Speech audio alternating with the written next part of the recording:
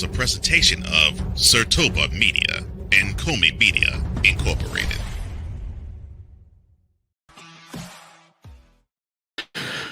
Well, the wild card round really wasn't so wild. And then we got to Sunday night.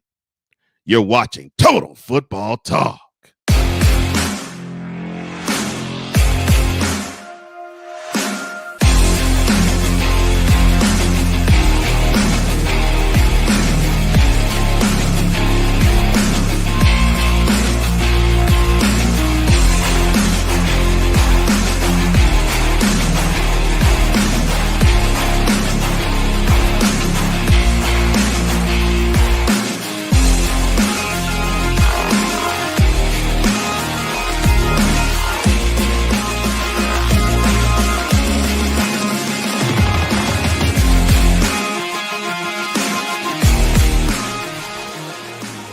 Ladies and gentlemen, boys and girls, children of all ages, welcome to another edition of Total Football Talk, the 72nd, if I'm not mistaken.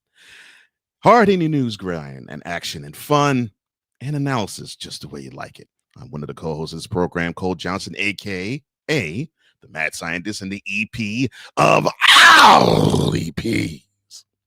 And I am this week, I missed him, you missed him too. I'm joined by the other co-host of this program, Mr. D. Will in the Evening, Mr. In or Out Sports Debate, Mr. Commander's Grind Report, and he's going to be real busy this week.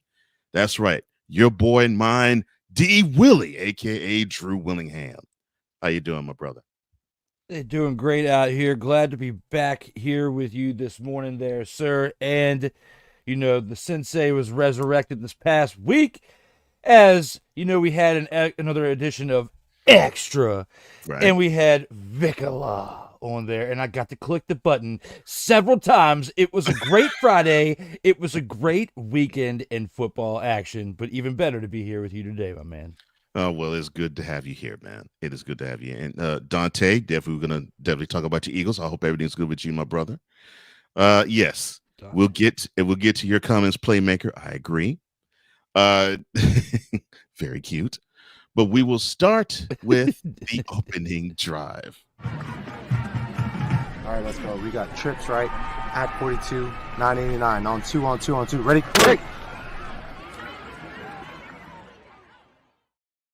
All right, we will touch. Well, before we begin, we will preview tonight's game between the Vikings and the Rams in the desert. And more likely there will be an extra that will feature that later in the week.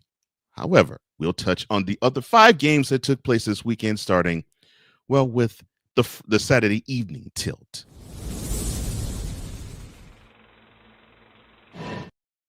So you had the AFC North rivals, Pittsburgh Steelers on one end, the Baltimore Ravens on the other, M&T Bank Stadium in Baltimore, the site.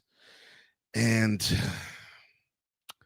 if you saw the game in December between these two teams in Baltimore, it basically was more of the same. The Ravens basically took control of the game from the beginning, and they did not let go, for the exception of maybe 2 or 3 plays by the Steelers offense in the third quarter. This game was a snooze fest, 28-14. The game wasn't that close. And the final score is not indicative of how dominating a performance the Ravens had in this one. Lamar Jackson, extremely pedestrian for an MVP candidate. 16 of 21, 175 yards. He did throw for 2 touchdowns. He also had 15 carries for 81 yards. Derrick Henry was, to me, the star of the show in this game. 26 carries, 186 yards, and 2 rushing touchdowns. And, of course, I mentioned 186 yards from Henry, 81 yards from Jackson. Those two, combined with a few others, and this is not a misnomer, the Ravens rushed for 299 yards on the ground. 299 yards on the ground. On defense, not to be outdone, Nnamdi Madubuike, he had a tackle for loss, he had a pass defense, he had a quarterback hit, and 2 sacks of Russell Wilson. He led the way with 2 of the 4 sacks that the defense got of Russell Wilson. Now, I'll start with the positives. He didn't throw a pick, so you have that. He didn't even lose it on a fumble. I give him credit for that too, but he was 20 of 29, 270 yards and 2 touchdowns. He also had 3 carries and 6 yards, and he was running for his life much of the way throughout the contest. George Pickens. Yes, there was a George Pickens sighting. Probably the best game he's had in about 2 months or so. 5 receptions, 87 yards, a touchdown, and a pass interference on his own, which it would have been more than that. To give you an understanding as to how dominating a performance this game was, the touchdown to put the Ravens up 14-0 in the second quarter. 13 plays, no passes, all of them runs. That should tell you how this game went. Your thoughts on the Ravens going into the divisional round with a dominating performance over their arch rival? The running game definitely was the big part of their win in this game because, Lamar Jackson definitely didn't have to do a whole lot with his arm. And, shout out to Dante. Russell definitely did show up. And that was pretty much it for the Pittsburgh Steelers because their defense could not contain the run. And their offense couldn't even get the running game going, really. Because, Najee Harris, their leading runner had 17 rushing yards on the day on 6 carries. So, and Russell Wilson was their second runner of the day. So, right. And they tried to, get Justin Fields in there for a play or two, but it just didn't work out. It worked out a lot better for the Commanders in Sunday Night Football, which we'll get to that here in a little bit. But especially when you're trying to incorporate multiple quarterbacks into the system. But when it comes to this game right here, Lamar Jackson definitely didn't have to do but so much, but he did enough because Derrick Henry ran the ball for nearly 30 times and nearly 200 rushing yards in this game. That big play by Likely later in the game definitely helped set things up to end in the favor for the Ravens. But I would say this game was more of a testament to the Steelers' inability to stop the run, their inability to get the run going, and the time of possession working in the favor for the Ravens as well because they literally had the ball for twice as long as the Steelers did. And as we saw in multiple games throughout Wildcard Weekend, how much the time of possession really plays a factor into who's going to win the game and who's not. But they've got to figure things out on this offense when it comes to their running game. That's something that they've struggled with throughout the 5-game stretch that they've lost consecutively. They need to figure out their running game because although Russell was doing pretty good in this game throughout the 4-game stretches before where they were losing, they weren't having, I would say Russell was doing okay, but he wasn't playing like this well in that 4-game stretch when they were losing. No. And now you have a game where it's lopsided in the fact of you can't run the ball, but you're able to pass the ball, and there's no balance at all. You got to be able to lean on something when it's not going right. And even though you're able to lean on your running attack, the fact that you couldn't establish any type of possession because you couldn't run the ball, that's what hurts you the most. And you still only lost by 2 touchdowns when it felt like you were losing by 3 or 4 the entirety of the game because it wasn't until later in the game when you started scoring. So looking at this for what it is, at least Russ didn't turn the ball over with interceptions. Like you said, at least there wasn't any fumbles. But the one thing that I'm looking at is there were more opportunities for the Ravens to convert on 3rd down. There wasn't as many for them to convert for the Steelers because of that running attack. The fact that the Ravens had 29 first downs to the 11 for the Steelers is absolutely redonkulous too. And the fact that you allowed, as many sacks as you did.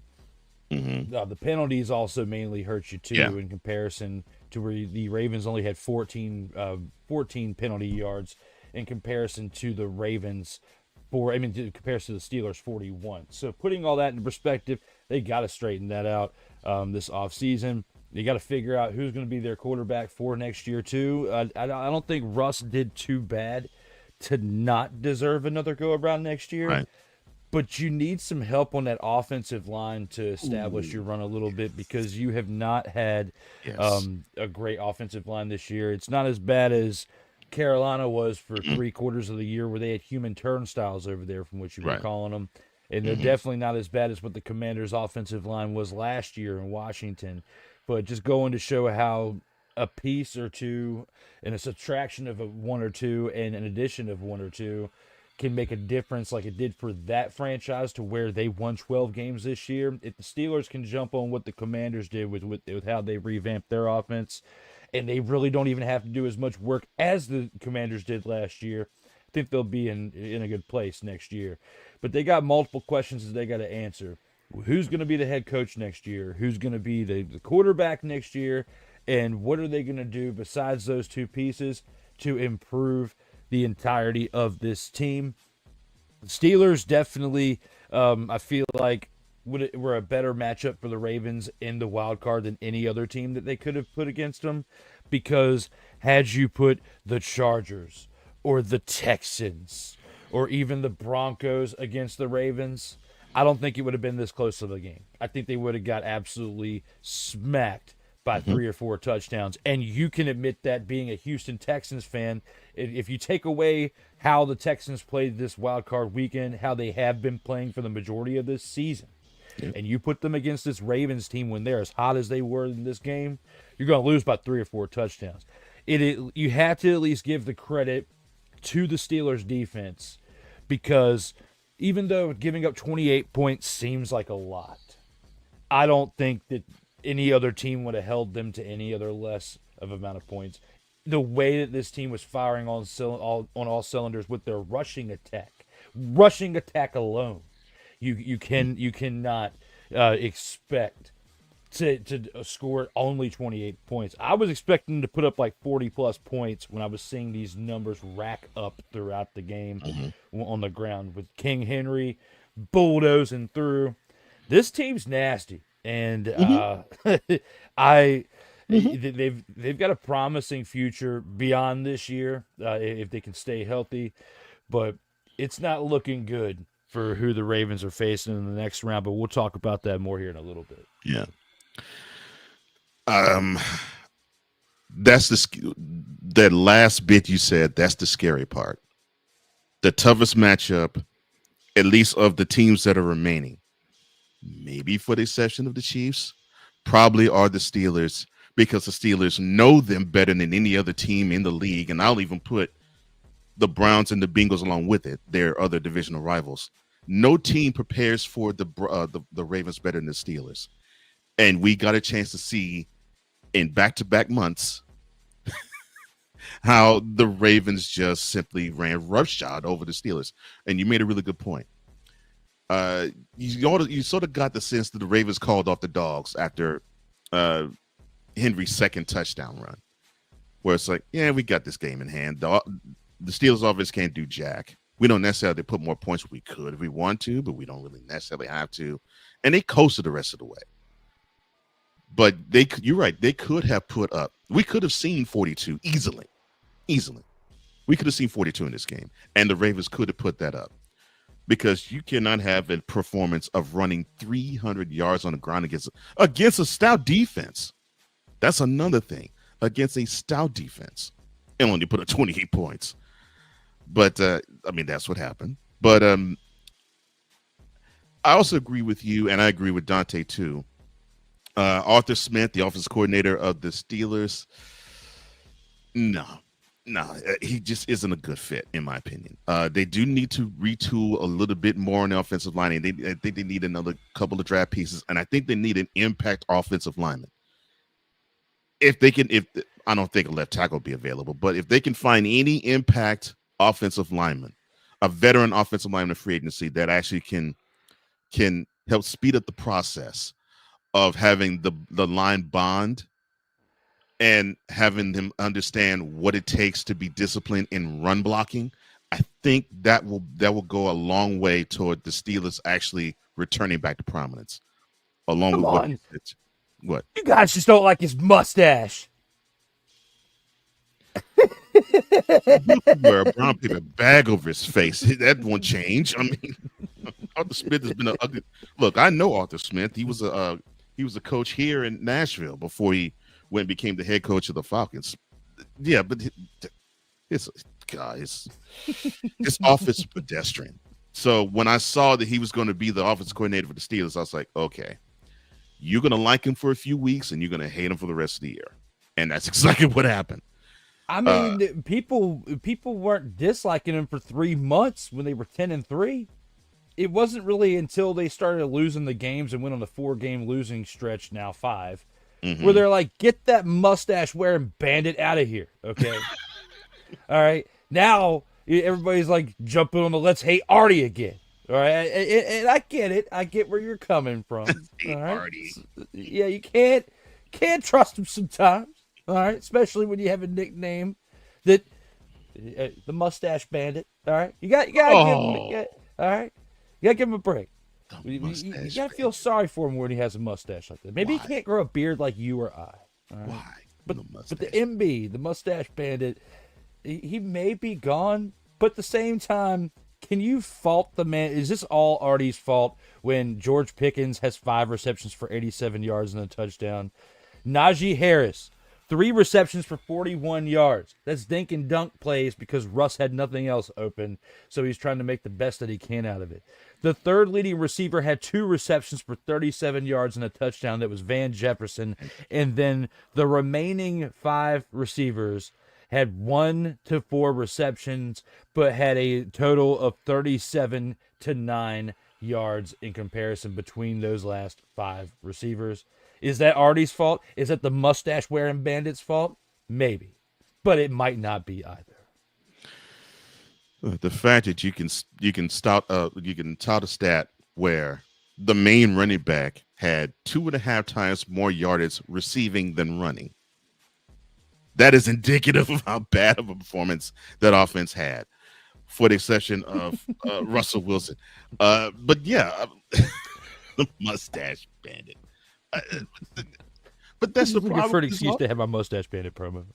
But yeah, but that's the problem in his offense. It's extremely predictable, and for some reason, I mean, he wants to run the ball, but he just doesn't effectively do it. And that was a big time issue when Henry was a Titan. Getting better ways to actually get him the ball and get him running lanes. Had issues there. They had issues running the ball when he was the head coach of Atlanta. Now here we are. Offense coordinator the Steelers, having more running issues. Yeah. Oh, playmaker. He, as in Pickens, made one darn play. Pickens is an immature player. Well, we ain't disputing that, but you got to give him props. I mean, here's prime example of buffing your point. In a play that was supposed to break it open for the Steelers offense, Pickens received the bomb from Wilson, but he got called for offensive pass interference. And it was obvious because he pushed off mightily to get himself the space in the room to catch the ball. And so, yeah, he has to learn a lot of things still in order to be a smooth wide receiver in the league. So, yeah, I agree with you, but, I mean, that's just how it is. Dante says, "Oh, yeah, TJ Watt. He showed up to Baltimore this morning." It's kind of late. Look, man, I mean, he did the best he could. Cam Hayward did the best he could. Minkah Fitzpatrick did the best he could. And all 3 of them in that game took turns being trucked. I mean, I can give you footage of each of those 3 being dominated by somebody on the Ravens offense. Some offensive line for the Ravens. Or either, I think it was Mark Andrews. Mark Andrews basically stiff-armed Minkah to the ground. I mean, they just were dominated. I wouldn't be surprised if Cam Hayward retires. I wouldn't be either. I think he's at the end of his rope. I think he's at the end of his time. God, man. Yeah, he looked gassed. The end of the first half. Yeah, I think he could have waved the right flag then. Mm-hmm. And that's not saying that he's a punk. He's weak.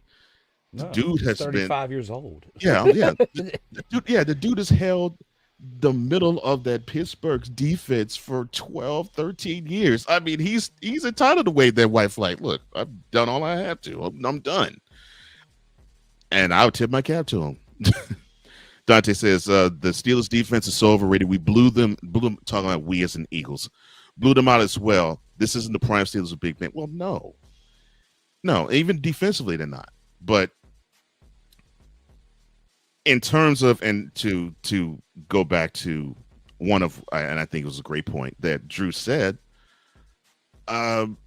if you had the Broncos, for example, play them, they wouldn't play the Texans in this round. They would have played them in the next round, but we'll get to that a little bit. If they would have played the Broncos in this round, or if they played the Chargers, their defenses, which is stout, both of them, they still would have issues stopping this run defense. So, and I think they would have bigger issues stopping this run defense than the Steelers defense did. And that's saying something. So, yeah, you could say they're overrated. I don't think they're overrated. I actually think they're overworked. And I think there's too much pressure on them to not just hold their own, but to actually be the unit to propel the team forward. And I think we got a chance. I think we got a chance to witness how damaging that could be in that 4-game stretch at the end of the season and Saturday. So yeah, they got eliminated. Another one and done. Another round of we should fire Mike Tomlin. No, don't fire him. Take all that criticism for him and put it into GM's feet. Since you all don't want to do that, and say help this guy because he seems to coach up marginalized talent. What happens if he coaches up good talent? It could probably go even further. I would think it would. So I think that is where they need to do it. They need to focus, I think, offensive line. I think they need to come to a consensus on what they're going to do, not just for next year quarterback-wise, but for the future. And I personally think they need to draft their franchise QB this year. Commit to one, draft him and train him up. The return on investment money pressure. Kenny Pickett was not the guy. He wasn't. I knew that before they drafted him. He wasn't the guy. But yeah, focus on the franchise QB to be. Make a decision on the QBs you got now.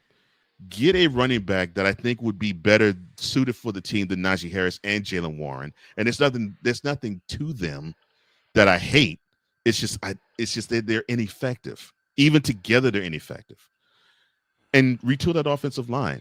Get some fresh meat in there and get a stalwart veteran piece that can help teach that offensive line to gel and get chemistry. So they could probably run block and pass protect. I think you start there, and I believe you will be on the road to getting better. And then they can find a gym with a wide receiver because they got a good tight end in Frymouth. I'd run with him for a few more years. And, yeah, start finding a replacement for Cam Hayward, obviously. And, heck, have an eye toward finding a replacement for Minka Fitzpatrick because he's not young either. So, I think the Steelers have that to work in the offseason, and they have to do that. Now, as for the Ravens, if they play like they did the first 2.5 quarters in this game, the rest of the way, you're looking at your Vince Lombardi champs. You are. Because you can't tell me a team that could slow down that rushing attack if they're that focused on making it work. And we'll get a good test as to who they're going to face, and we'll tell you who they are going to face next. I said next. Now, we'll get to the other side of the game later, but to Sunday.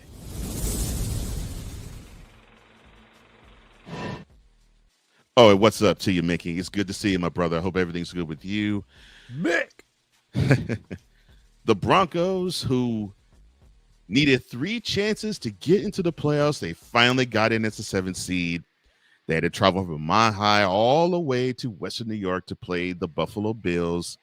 And in the very first possession, we got a rookie quarterback to rookie wide receiver connection for a touchdown, the first ever in NFL history.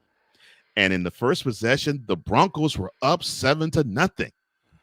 The upset was on.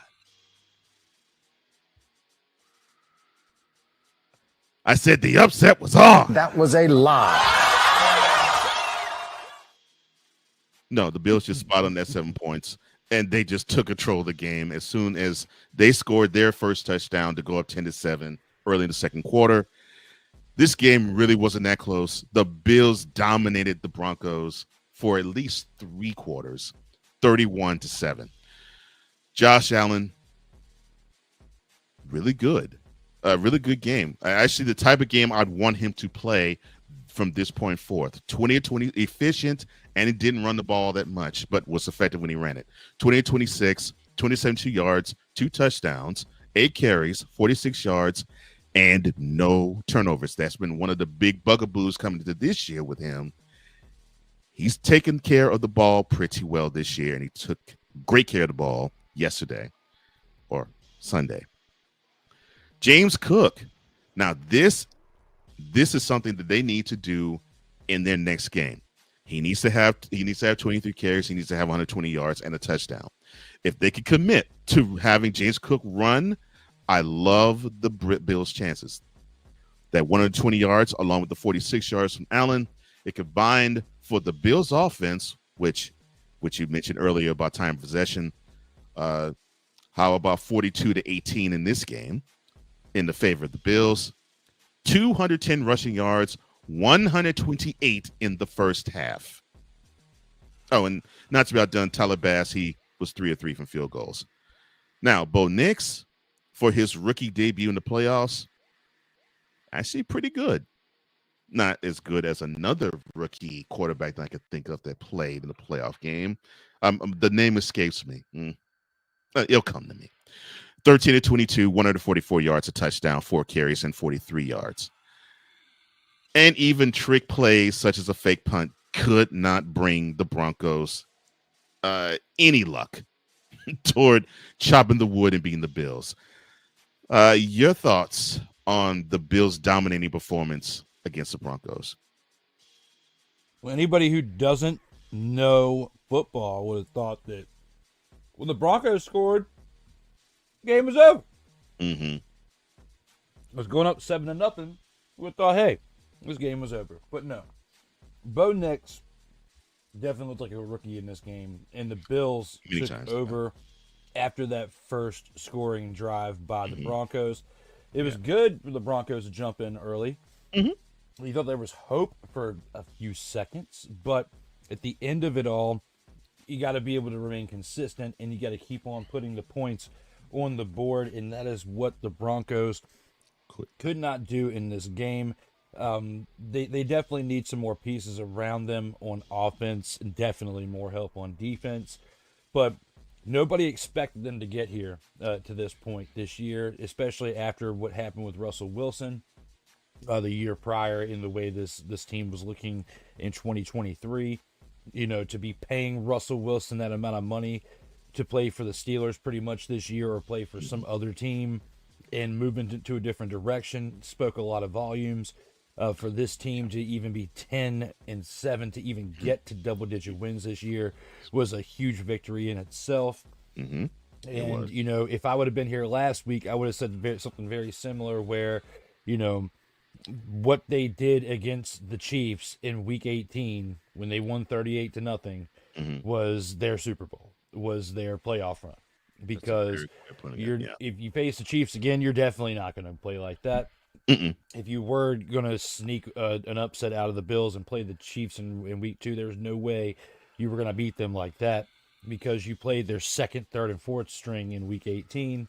Right. And when you played the Bills this week, you saw their entirety of their first string. There was no second, third, or fourth string playing until maybe later in the game when they were up by 3 or 4 touchdowns. So looking at it for what it is at this point, definitely huge win for the Bills to be able to keep things going. They needed this win, as a team that came in here as the 2 seed, doing what they did this year. I, from the week 1 on, have been saying it's going to be Lions and Bills, and at least my hope is still alive going into the divisional round after what the Bills did this week against the Broncos. Broncos is a very promising future. And I think that it will remain that way as long as they keep Sean Payton as the head coach. I agree. But going forward, this is not the the entirety of the team that you're going to be able to put on the field in order to expect growing success. They're going to have to add to it a little bit more. How much more? The question is to remain, but there's not many teams in history that you can have your quarterback as your leading passer and your leading rusher and expect to go far in a playoff run. Just ask the Ravens and Lamar Jackson because of what they had to do this past weekend in order to get over the hump and get Lamar's first playoff win. They had to have a running back. So, and they had to have a running back to carry the load to make it to where they can advance to the next round by using his legs and not the quarterback, and letting the quarterback making decisive decisions in the backfield. So, looking at it for what it is, they're going to have to get Bo Nix a runner. Javonte Williams definitely has not been it in Denver, or at least this year. It's okay to be the highlight as a runner for a team that absolutely is terrible, but then when you flip the script to 180 and you're looking to get wins and you can't muster anything but some runs with your quarterback, it's not going to work out in the favor. Justice Hill has proven that you can still be a vital piece, part of a running back core like he is in Baltimore, and be a secondary piece and still have your quarterback active within the run. Everything that they wanted to do, they're still doing in Baltimore. They just found the right guy to centerpiece it all, which is King Henry. And Denver just needs to do the same, but Denver needs a little bit more help than just the running backs. They need a little more help on the offensive line. Because of Bo Nix being as mobile as he is, it's why in a very similar situation like in Washington, they're able to have success because the quarterback is mobile, as to where the year prior, even though they did make some moves in Washington this past offseason, your previous quarterback couldn't have success because he could not be mobile. So Denver and Washington did very similar things this offseason with the moves that they made in the direction that they were going in for their future. But just like Washington, unfortunately, they didn't get to win this weekend like Washington did. But unfortunately, like Washington, they still have more moves that they need to make in order to be as successful as like the Bills and the Ravens and the Chiefs have been in these past few seasons. But actually have a chance to make a postseason run, they're going to have to get to that caliber. And the only way that they can is they continue to make some more moves during the offseason. Yeah, definitely, the Broncos are not finished. And I love the direction you're headed. Yes, they need to have that factor 3 down back to help out Bo Nix, because I agree with you. You can't have your quarterback be your leading rusher in the season. You can't do that. We've seen that with the Ravens for a few years with Lamar Jackson, and they finally said, "Oh, wait a minute, this will work better with Jackson being a runner, not the runner for our team." And let's get a piece that actually could take that load off of him. Bo Nix needs to have the same thing happen to him. I agree. I think they need to have more tools at the offensive line at their disposal. Probably need to have more athleticism there. Definitely a veteran presence for sure. I think he needs to have a reliable tight end. Look, Mims is a great wide receiver. Cortland Sutton is basically the guy he goes to. I think he needs to have that safety valve and a guy who can actually be the sixth lineman to help out in the run game. So if he can have a tight, well, for example, I mean, you see with Jaden Daniels and Ertz. I mean, whenever he needs to move the chains, more than likely he's looking toward Ertz first before he goes elsewhere or before he touches the ball and runs. That is the thing that I think Bo needs passing-wise to advance to the next level. I agree with everything else. Because that defense, you give them a more potent offense, they can make some noise and they can unseat the Chiefs being the kings of the AFC West. It is, their defense is that good, and most of the pieces are young. I had a conversation with Playmaker, and he was congratulating me on the Texans, and we'll talk about them a little later. And I said more than likely we'll be playing the Chiefs. He says, "Oh, well, you're not be playing the Chiefs. You might play the Ravens." I was like, no. that would require the Steelers to beat the Ravens or the Broncos to beat the Bills. I don't see either of those things happening.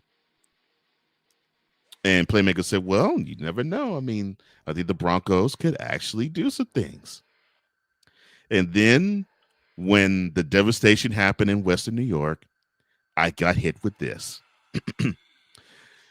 Playmaker, I thought defense travels. What a disappointment. Well, the thing is, defense does travel, but defense needs help. You can't have an offense that barely runs it for 50 yards. You can't have that happen.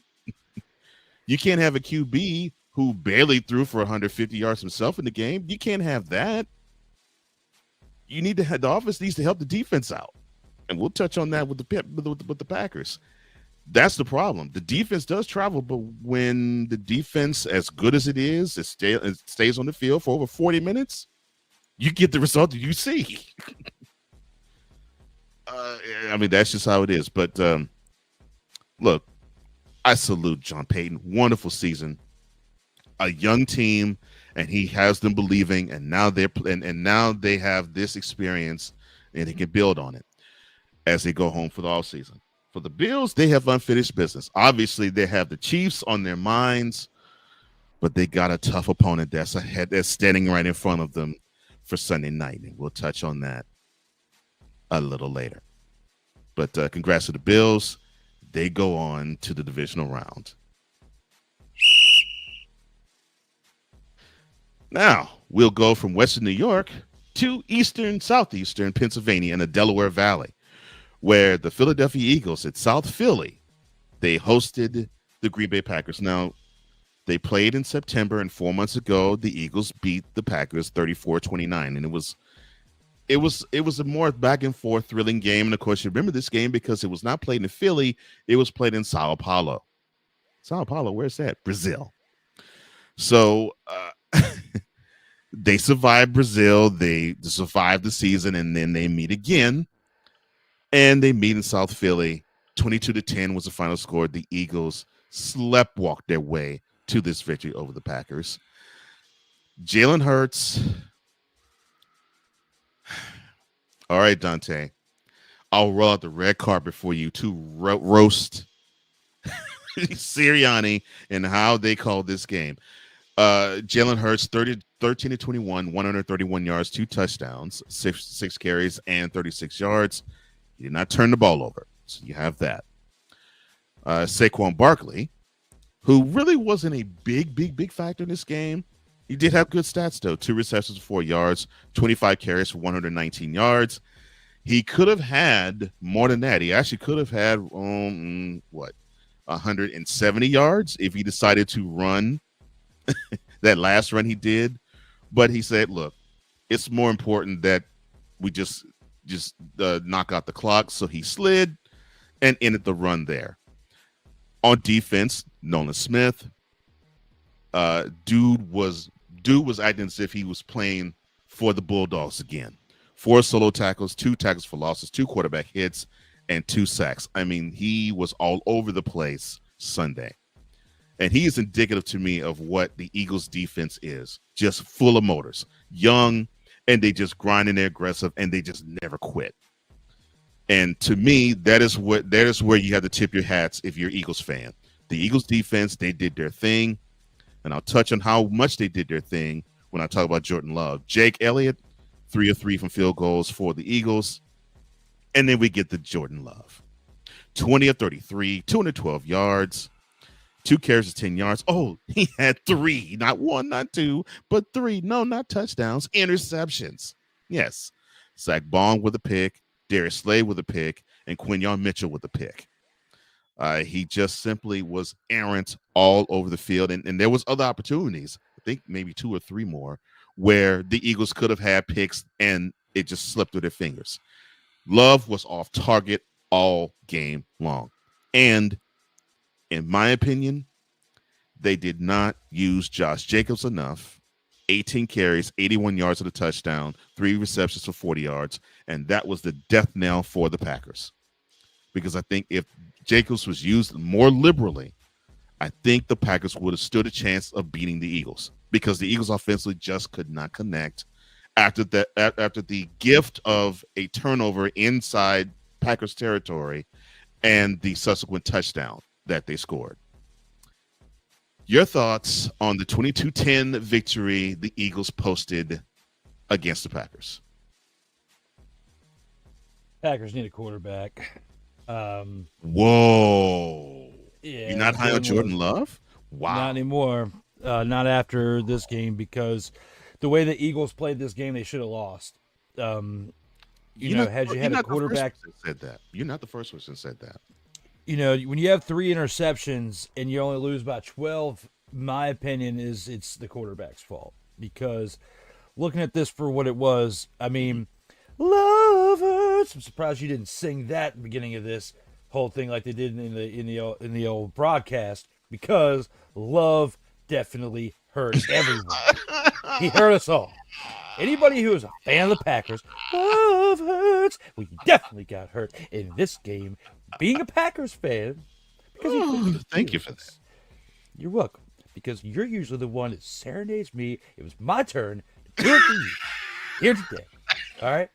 Now, looking at it for what it is, yeah, I'm trying to compose myself after that one. That was good. Now, Jordan Love, yes, he threw for more yards than Hurts Love. But here, when you look at it for what you serenade Jalen Hurts too. Goodness gracious. Except for one of those interceptions being tipped, the other 2 went right to the defender, like thrown right there. And when you're in that tight of a ball game, I predicted the Packers to still win this game before this game even kicked off.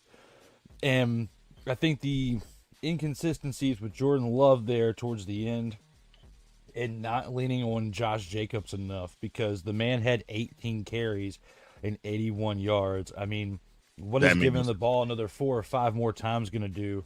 Hurt you? No, it's going to help you, because you'd already been establishing the run throughout. So looking at it for what it is, all the Eagles could do in the fourth quarter was kick field goals.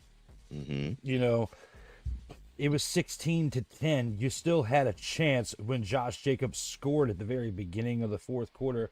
Right. You didn't lean enough on your running back when you were already leaning on him a good amount throughout the game anyway. Yes. I think you should have leaned on him like what you were saying before. You should have leaned on him a little bit more towards the end, because you were the problem was the first half you didn't lean on him enough. Thank you. You started leaning on him more towards the end to try to make up for it, and it didn't work out in your favor. So, considering the fact that Jalen Hurts was coming back after being banged up, his numbers statistically showed you he's still banged up, and that the Eagles have a rude awakening coming at their door this upcoming week, whether it's the Rams or the Vikings. If you got to play the Vikings this week, Philly, I feel you're for losing. You're losing. I'm sorry. I'm going to say it now. If you got to play Minnesota this week, you're losing. Just like Detroit is about to have a rude awakening. They're not going to win like they think they're going to win against Washington. And we're going to break that down more here in a little bit. They're still more likely going to win, but not like they think they're going to. The battle of turnovers is going to be what this upcoming week is about, whether it's the Rams or the Vikings facing the Eagles. You have to protect the ball. Jalen Hurts did a decent job in this game protecting the ball, because he didn't throw any interceptions. You leaned on Saquon when you needed to. Okay? Saquon definitely did his job here. But looking at things as a whole, the Packers were more efficient on first down. Usually when you're more efficient with your first downs and your third down efficiency, you win the game, and they did. Okay?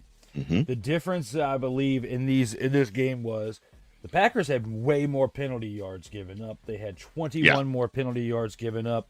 And they not only had those 3 interceptions, but they fumbled the ball too. The Eagles took care of the football, and they also had the time of possession in their favor. If you can take care of the football and also win the time of possession battle, along with your first downs and so forth, generally it's a recipe for a win.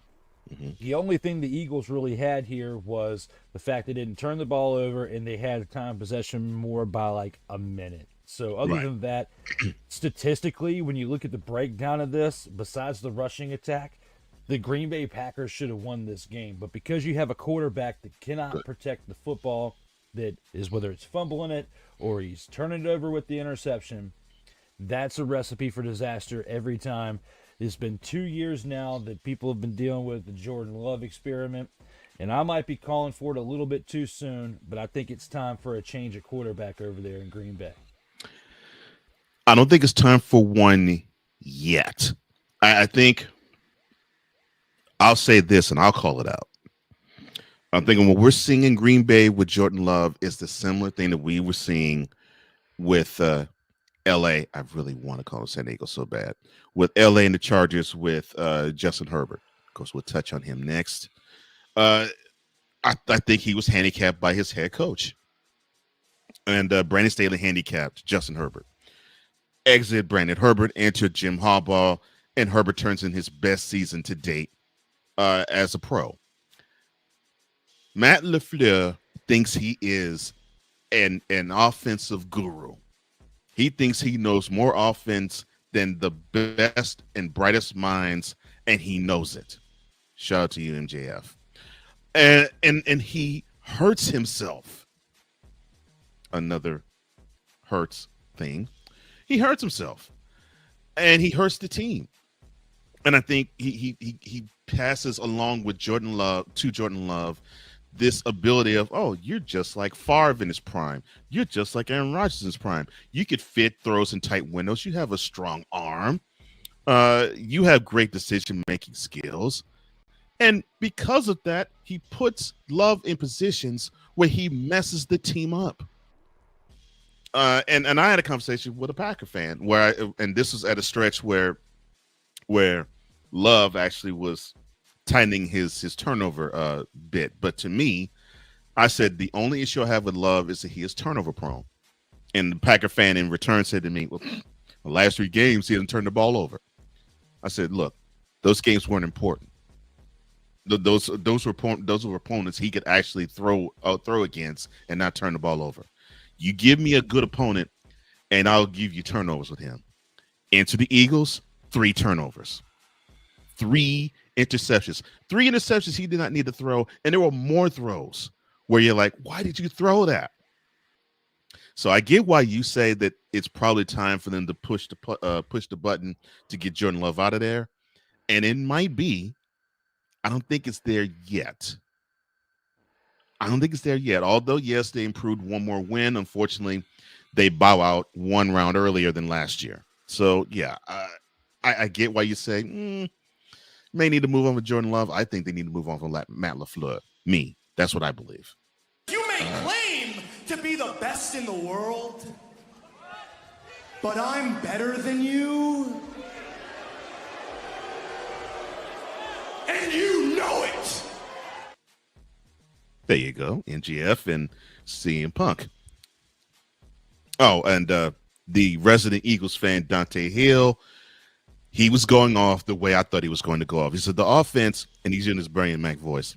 I don't know what's wrong with us. I mean, Hurts, the first touchdown, and he went on lunch break. AJ thought his time was better spent on reading how to be better in himself. What you talking about, Nessa? I don't want to hear that. I don't want to hear that. What you talking about? Talking about Nessa? I don't want to hear Jalen was coming off concussion and missed 3 weeks. He was horrible. Both can be true. I think that's the best way I can put it. Yeah, he was coming off a concussion and he was horrible. And you pointed out something later on that I want to touch on, Dante. He says, we ain't winning with that offense. I don't understand why we didn't run the ball more. I don't either. Because the opportunity was given to you to run the ball more with the Packers. Because if I were the Packers, I would have run the ball more. And I said this to a friend of mine. I said, when you have a defense that's as aggressive and young as the Eagles, what do you normally do? What does a running back hear from running backs coaches and offense coordinators? You run at them. You run directly at them. Test their physicality. You run at them. And I said, okay, I'll ask this question. What was the best play the Packers ran? Oh yeah, that long run by Jacobs at the end of the third quarter. I was like, so you mean to tell me they couldn't do that in the first and second quarters? I'm not saying the run by Jacobs, that long run that could have happened in the first and second quarters. I mean, they couldn't use Jacobs in the first and second quarters because the Eagles, the way they were calling the game was ripe for the Packers to do just that. But they wanted to put the ball in the hands of Jordan Love, and he kept throwing picks. And I agree with you. Dante. You can't win with your offense only throwing for 130 yards in the game. And you barely use Saquon Barkley. And he got over 100 yards on his last run. You can't do that. That's not winning formula. And they know better than that. It's just, look, we talking about the Eagles. We're the only team that gets turnovers and still struggle to score. We have this offense going. If it's Detroit or Baltimore, they get four turnovers. They get 40-plus points. And we'll get to you later, Vic. He says, man, it was weird. We were up 16-3. He said, but we felt like we were down 20-3. It did. It did feel that way. He says, look, I'm ready to move on for Nick Sirianni and Kellen Moore. Kellen Moore being offense coordinator of the Eagles, which, if you ask me, I think he's being overshadowed by Nick Sirianni. That's what I believe. I believe Sirianni is actually calling those plays. He says, look, on the positive note, historically under Nick, the first play of the game is rough and then we get going, but Hurts may have to go, which is quite possible. Now, here's the point that I wanted to hit on that you touched on beautifully. This season, this is the 7th game Hurts didn't throw for 20 yards. I can't remember how many, but I think the number is like 5 or 6.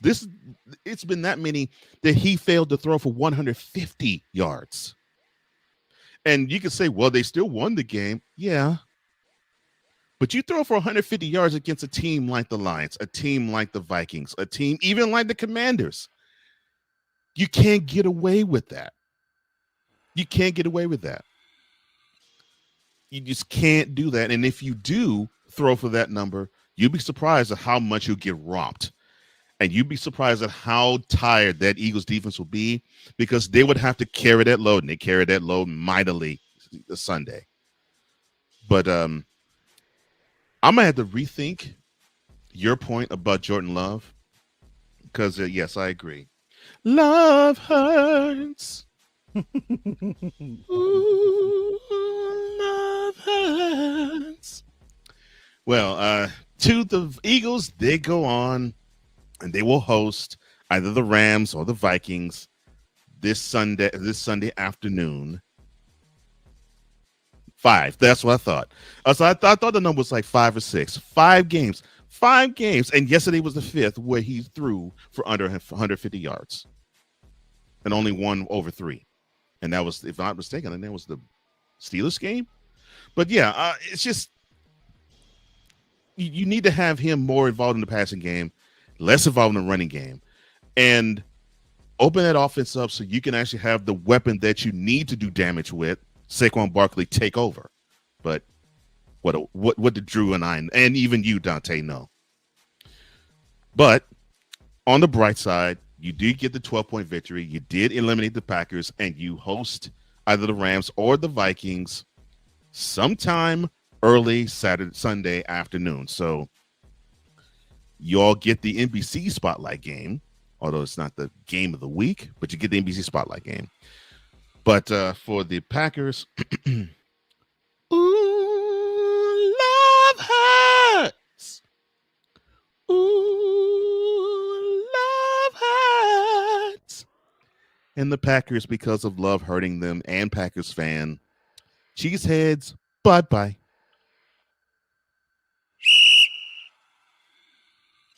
And now,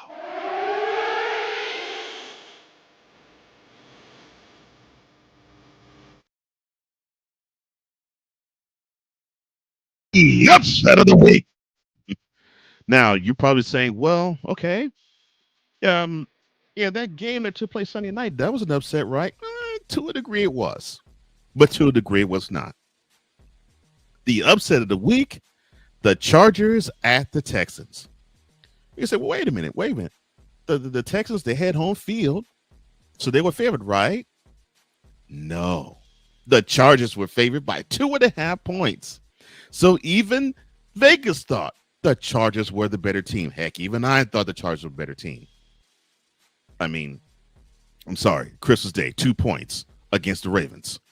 That offense has been putrid all year long. That offensive line, one of the worst. And I don't know how Laramie Tunsil got a Pro Bowl bid, but he did. I'll get off that soapbox now. But this is an upset of the week because the Texans decided to shut Rex Ryan and me up to a 32-12 victory. And you're saying, well, the game didn't seem to be a rout, and it wasn't, because the Chargers were actually up 6-0 before an errant snap sailed over C.J. Stroud's head. He collected it, and he threw a 49-yard pass in the waiting arms of Hudgens, I forget his first name, and that seemed to spark the rest of the team. And speaking of C.J. Stroud, 22 of 33, 282 yards, a touchdown, and an interception. And that interception went into the excuse me.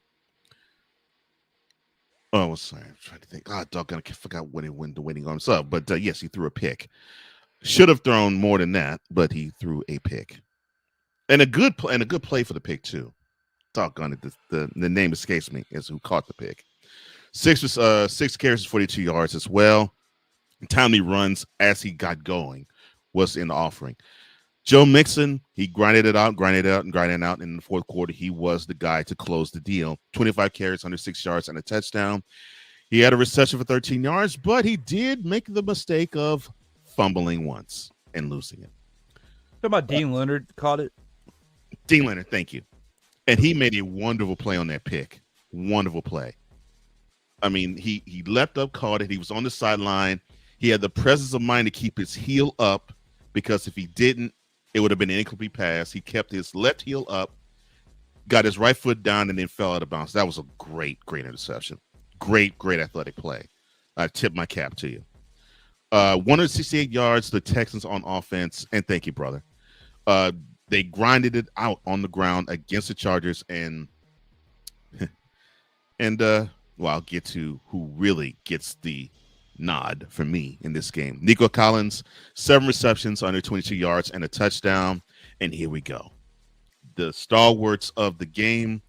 You could pick many of the Texas defense. That's who deserves it. Will Anderson's one of them. Tackle for loss, 2 pass defenses, 3 quarterback hits in the second half. Mario Edwards, a tackle for loss, 2 quarterback hits. He also had a second half. And the Texas defense gave you 11 pass defenses, 9 quarterback hits, and 4 sacks on the day. Kaimi Fairbairn, he was perfect, 3 of 3 from field goal range. Justin Herbert. Well, I'll get to the others. Ladd McConkey of the Chargers. He had 9 receptions, 197 yards, and a touchdown. A wonderful 86-yard reception for a touchdown in the fourth. That could have sparked a comeback, but the extra point killed all of that. Khalil Mack, who this brother, this veteran, is still doing big things. 4 solo tackles, 2 tackles for losses, 2 quarterback hits, and 2 sacks.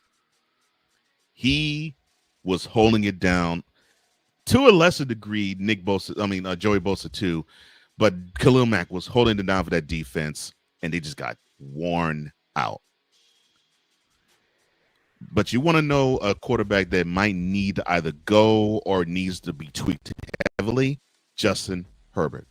14 of 32, 242 yards. He did throw for a touchdown. I mentioned that to Ladd McConkey. He also threw a Kamari Lassiter interception, an Eric Murray pick 6 from 38 yards, and not 1, but 2 Derek Stingley INTs. And if it weren't for J.K. Dobbins, one of Derek Stingley's interceptions would have been a pick 6. Those numbers can't fly, especially if you're a team on the rise like the Chargers are. Your thoughts on this dominant performance by the Texas defense against the Chargers? Well, it looks like myself, Rex Ryan, and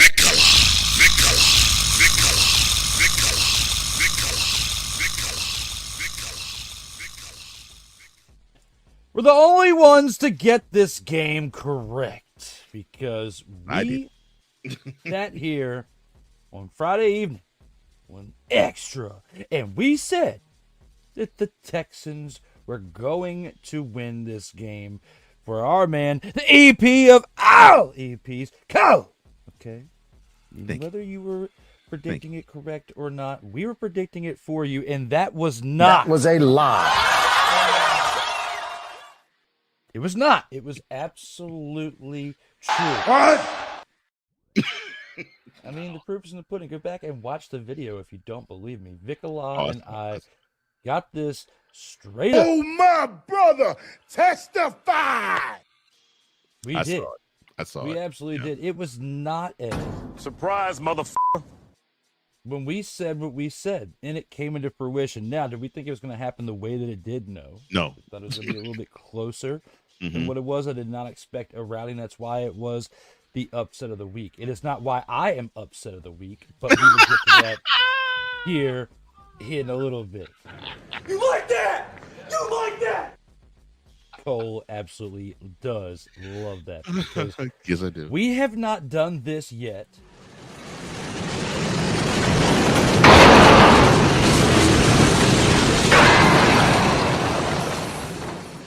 But believe me, it's coming. It is absolutely it's coming in this coming. episode. Because when it comes to this game that we're talking about right here, You guys want to hear a fucking story? story is this. Chargers did not fully show up in this game. Jim Harbaugh did a great job coaching this team this year, coaching them to an 11-6 record. Did a great job. Herbert Yes. did a really good job being consistent with the fact that he wasn't really turning the ball over during the season, but the fact that he came into this game and threw more interceptions in one game than he did for the entirety of the whole season. Gosh. I mean, it just goes to show how discombobulated this team was. I mean, that's the best word I could probably throw in there because, you know, you had no running game. Dobbins and Edwards were mixing it up pretty well throughout this year for you to even get to double-digit wins and even come back from the record that you had the previous year under Staleface, okay? Now Staleface is gone. You got Jim Harbaugh in here.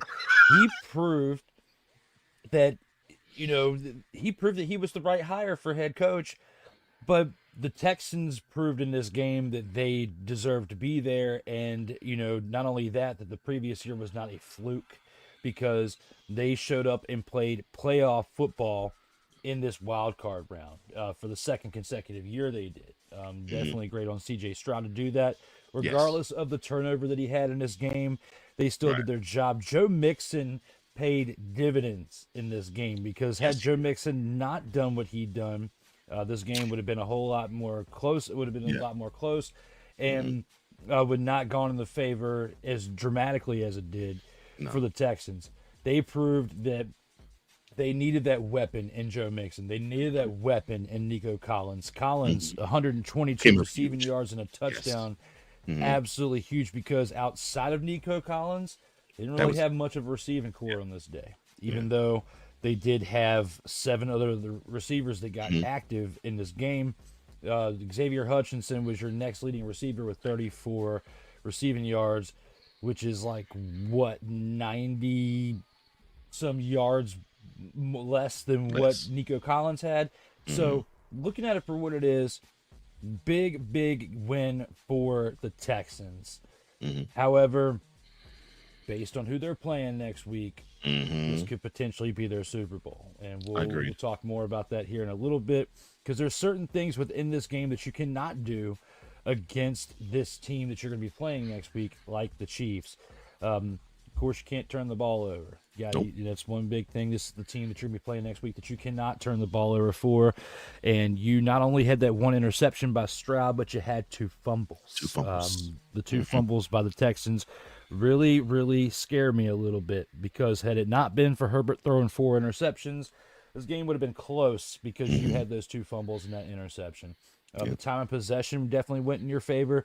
But another big thing that nobody's talking about this morning, and I overslept, woke up a little late because, you know, we had the late game last night. I was really excited after the game, so my adrenaline was running. I couldn't go to bed until like 3 o'clock in the morning. But the things that I was watching, there's one thing that many people aren't talking about after this game with the Texans and the Chargers, or this morning, since I was checking out a few things before we went live. The one thing that nobody's talking about that really scares me going into the division round is the fact that the Texans had 86 penalty yards in this game. They had 8 penalties for 86 penalty yards. That in itself should have cost the Pisses Texans. me off. Yes, and it should, because that in itself should have cost you this game. Yes. Wonder. If you were playing against any other AFC playoff team besides the Steelers and the Chargers, okay, Done. it would have been a wrap. One and You done. would have lost to One and done. lost to the Ravens. You would have even lost to the Broncos, bro. Too You would disciplined. have lost. You would have lost to the Buffalo Bills. Too disciplined. And yes, because there's no way that you do that. It's because you're a second-year playoff team with this coaching staff, with this quarterback, with the pieces that you have around you for the most part. You've gained the chemistry to where you can make up for those moments when they happen, but you can't do them against every team. And there's like maybe an eighth of the amount of teams in the NFL that you can do that against. And your luck, you did it against a one-year team because it's a first-year team with their coach and with the regime that they have. You do that next year against the Chargers in this situation. You're going home. You're going home. Yes.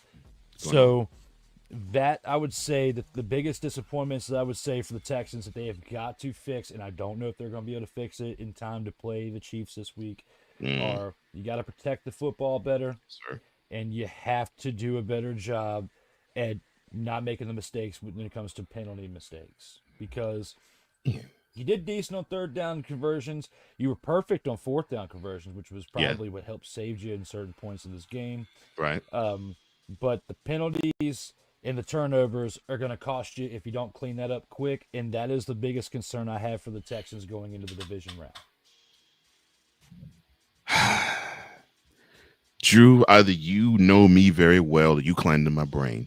I could not have expressed all of that, and I mean the good and the concerns, any better than that.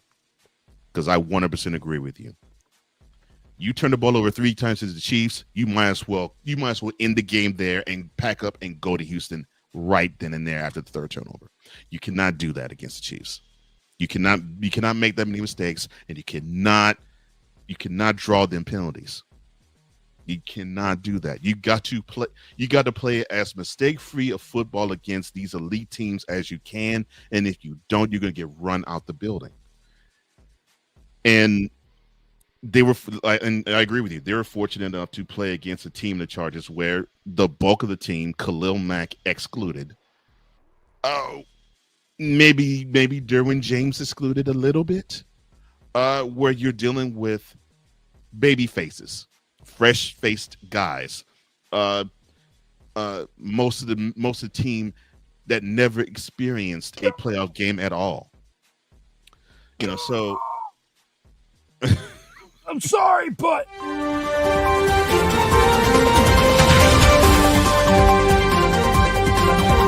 oh yeah, the NFC East just got a little bit more dramatic as Mike McCarthy is not coming back to the Dallas Cowboys. I'm sorry, I had to. No, that's okay. That's okay. That's all right. I had to.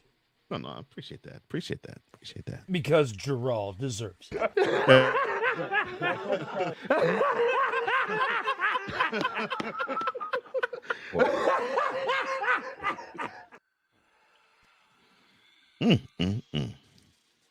Now this isn't going to you, playmaker. I mean, Vicala.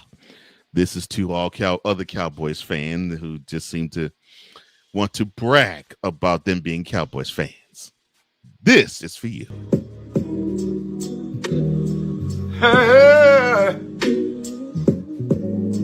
Ain't nobody calling me, texting me, paging me, asking me. Delete!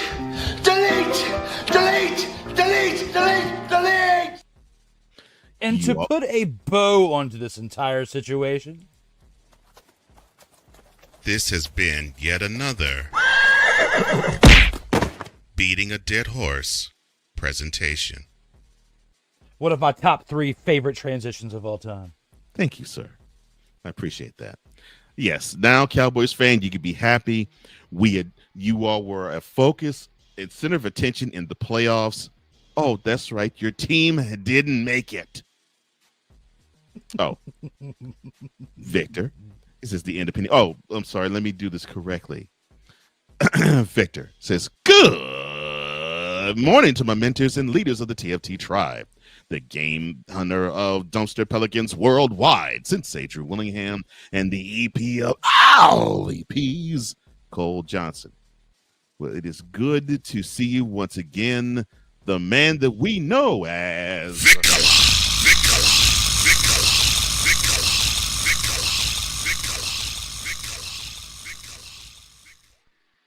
Just to clarify one thing, because I was asked by somebody at work the other Shoot. day what it means when I reach up when you go ow. When you go ow and I do this, I'm reaching up to the heavens. Oh, nice. I like that. I appreciate that. Yes, Kirk, I like I can't do it like you, but I'm trying. Well, to the news of McCarthy being fired, the resident Cowboys fan, Victor says, "Look, I'm already praise dancing over here." He says it's the end of Pennywise. He used to call Mike McCarthy Pennywise, the is it the clown in It? Yeah. So when you're praise dancing, are you praise dancing like they are in Thriller? Not in my mind right now. Not in Thriller. Oh my gosh, that's hilarious. But yes, but back to my original point. Yes, the Texans have to cut down these turnovers, and they got to cut down on penalties. They cannot, especially the offensive line, because that's where most of those penalties happen. You got some that happen with the linebacking core too that I think they need to clean that up too. But definitely with the offensive line, they are false start kings. It's like know the count. It's not that difficult. You only 20 seconds before you heard what the count was from your quarterback before you broke huddle. Know the count.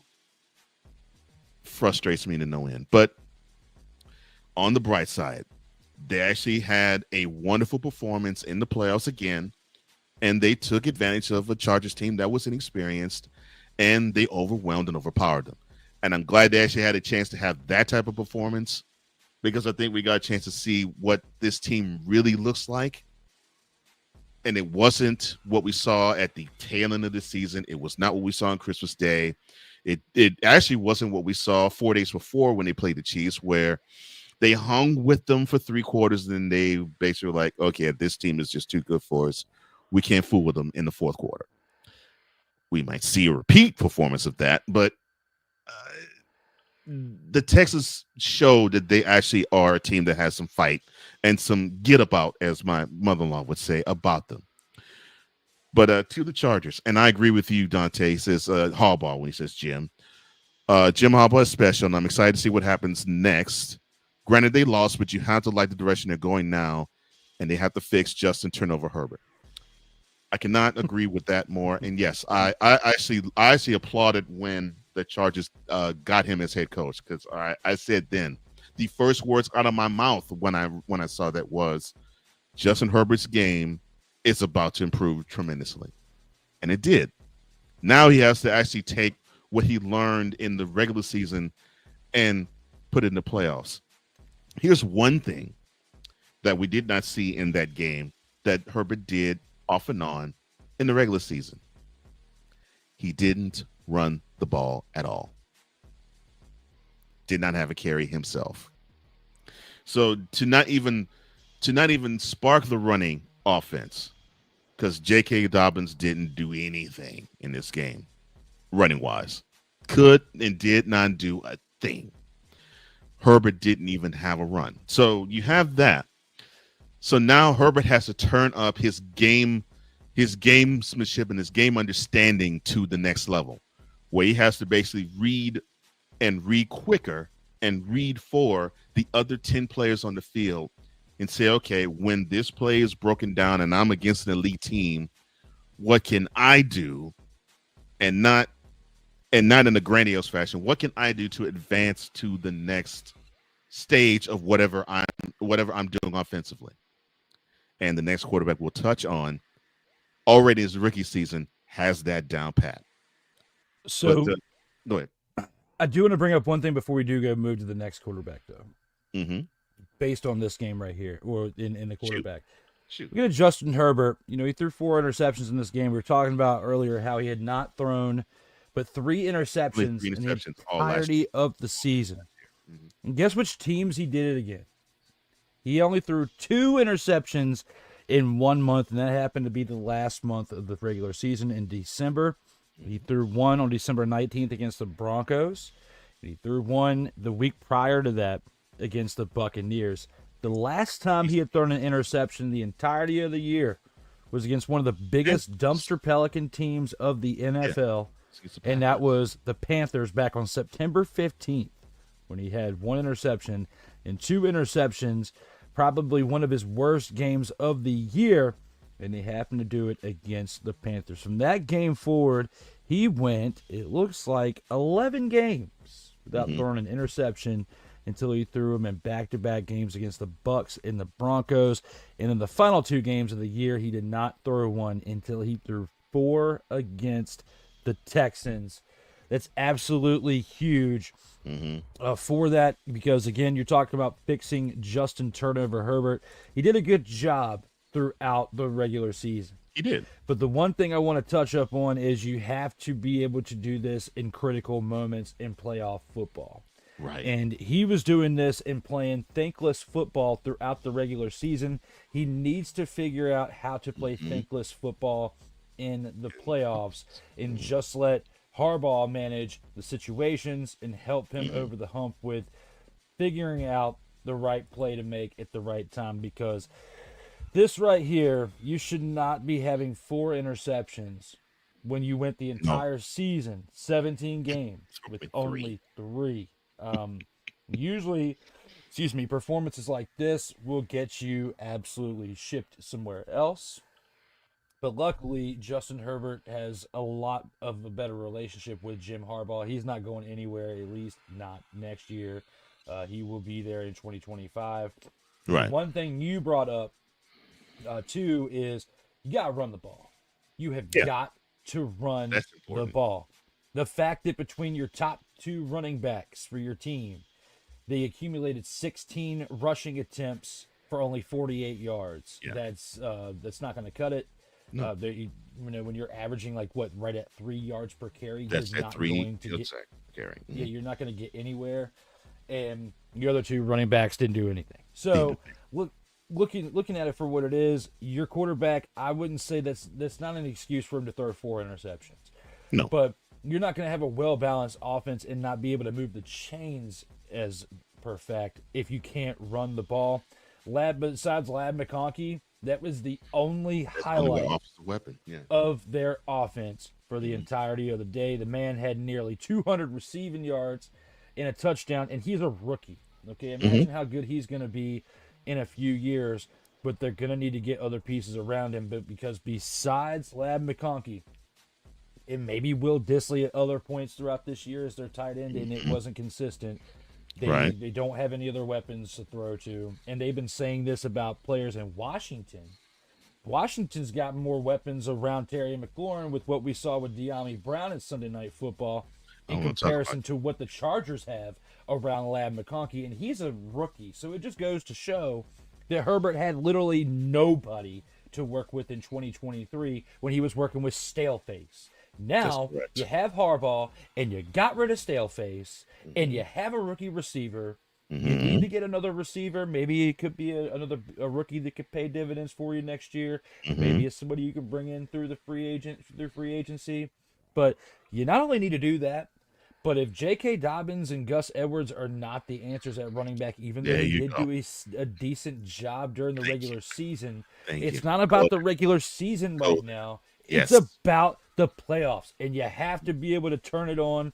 And J.K. Dobbins out of the running backs, I would have thought, because he had previous experience with the Ravens, would have been able to turn it on. But it just goes to show that That's the reason why they brought in Derrick Henry and got rid of J.K. Dobbins, because he wasn't cutting it. They're going to have to find a secondary receiver to be a McConkey could be a decoy at certain points. They're going to need another running back. They're going to need to make some other moves for this offense because what they have right now around Herbert, the weapons are not cutting it. However, he's got to do a better job at his decision making. Yeah. Because 4 interceptions ain't going to father and cut it either, brother. No matter when, regular or postseason. Yeah. Man, I hate this for the Chargers. This is a mixed bag because this was a successful season. I mean, this was a cultural turnaround because the culture and Brandon Staley was not all that great. The culture under Jim Harbaugh could not be more positive. And they end up with 11 wins. So that's a big plus. But the big minus is, and you mentioned it, Herbert throwing more interceptions in a playoff game than he did all year is sort of indicative too, and especially on throwing for under 50%. It also is indicative. It's indicative of course, the stout effort by the Texas defense and the defensive front. But it's an indictment against the other weapons that's around them. Other than Lion, I agree with you. Other than Lad McConkey, you really are having a hard time pointing out, who else could actually still be on this team and contribute? That is not a good thing. And yes, Will Dissly, he has the potential to be the tight end that could be there for the next 8, 9, 10 years. But I agree with you. He's up and down. Quentin Johnston, he has the ability to take tops off defenses, but the dude has problems catching the ball because he drops too many passes. He drops too many key passes. So you have that issue. It's a mixed bag for the Chargers. And I think they got to go home and they got to reevaluate how they're going to attack the upcoming season in the offseason. As for the Texans, they advance and they play the first game of this weekend as well. And they will head on to Arrowhead, where they went December 21st. They took an L. Will they take an L? We'll touch on that later. And now the game of the week, and be in prayer for your brother Drew because he might pass out from exploding. This was by far, and this wasn't even close, this was the game of this weekend. The Commanders traveling to Tampa Bay, where this was the site of their last playoff victory 19 years ago. It was against the Bucs, and the Bucs were waiting for them, and this was back and forth, nip and tuck. But the Commanders, they took control after some mishaps. And finally, in the fourth quarter, they wrested the control of the game and got a 23-20 victory. And the reason why it's not the upset of the week for me is because the game was a lot better. Jaden Daniels, first playoff start as a rookie. It could not have gone any better. And I mean, with his decision-making, too, it could not have gone any better.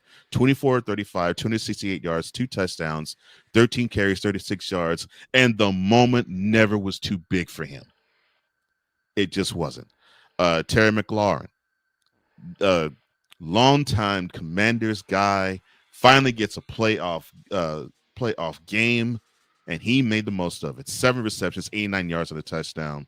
Or I should say, a big-time playoff game. He's played in playoff games before, but this is a big-time playoff game, and he made the most of it.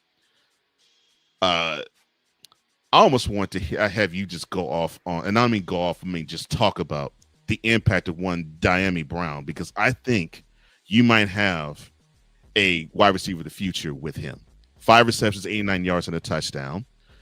I'll touch on, to me, probably the hero of the game later. On the other side of the Buccaneers, you almost have to feel for Baker Mayfield. I know my brother won't, but you almost have to feel for him. 15 of 18, 185 yards, 2 touchdowns, 7 carries, 23 yards, and he had 1 carry that was very, very angry. Even trucked Bobby Wagner. Oh, but I did mention Bobby Wagner's name. Baker Mayfield, when the Bucks were up 17-13 and they had a 4th down stop inside their own 10, after the first down pass thrown on a 3rd down conversion to Mike Evans, where he reached out and got the first down, Baker Mayfield at the worst possible time. The only turnover of the game, and that was the huge difference. Bucky Irving, good performance, 17 carries, 77 yards, 2 receptions for 6 yards and a touchdown. Mike Evans, who just simply lit up Marshawn Lattimore most of this night, 7 receptions, 92 yards, and a touchdown. All right, Commanders fan, what do you think about this game and this wonderful victory, the first in 19 years in the playoffs? About time they figured out how to use De'Ami Brown, because, I mean, this is his 4th year with the team, and, you know, he still, throughout the entirety of the season, had more receiving yards than he had in any other season, but still was utilized in a very, very low light. Looking at this team overall, Jaden Daniels did very well with his decision-making, like you were saying. But the one thing that concerns me still is something that I've been talking about all year long, and that is the fact that this team is still relying too much on him to run the ball. Yes. Because, you know, Eckler had some decent plays throughout. He did. But Eckler was doing that, you know, as a receiver and as a runner. And considering the fact that he touched the ball 11 times and only mustered up a total of 53 yards, I think that that's underperforming there. The big thing here, too, is Brian Robinson Jr. had 10 carries for only 16 yards, averaging 1.6 yards per carry, and that's your starting running back.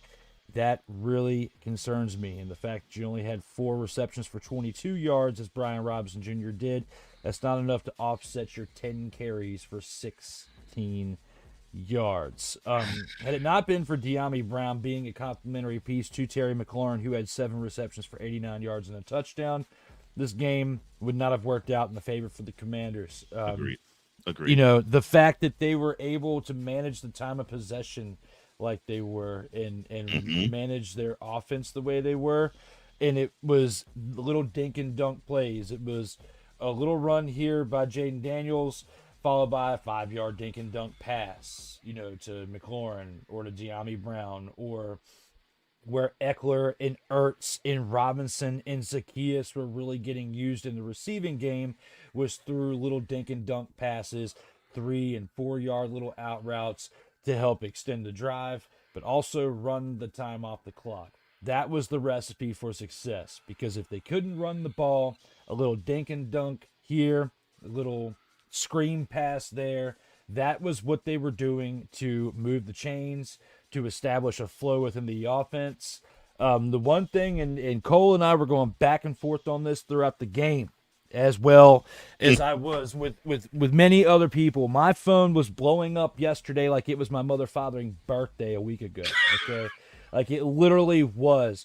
Like, people checking up on my heart rate, all sorts of other stuff, because they knew that I was flipping out in this game, and I was stressed out because not only were they not establishing the run the way that I was expecting them to, a little bit better than what at least that they did, they were going for it on 4th down way too much, okay?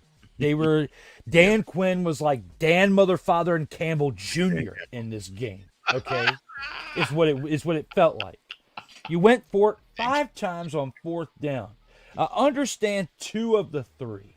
Two, maybe 3 out of the 5, okay?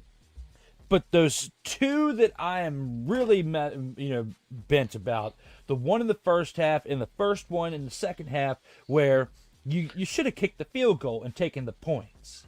Yeah. And you would have still won the game by 9 points had you done it, and it wouldn't have even come down as close to what it was.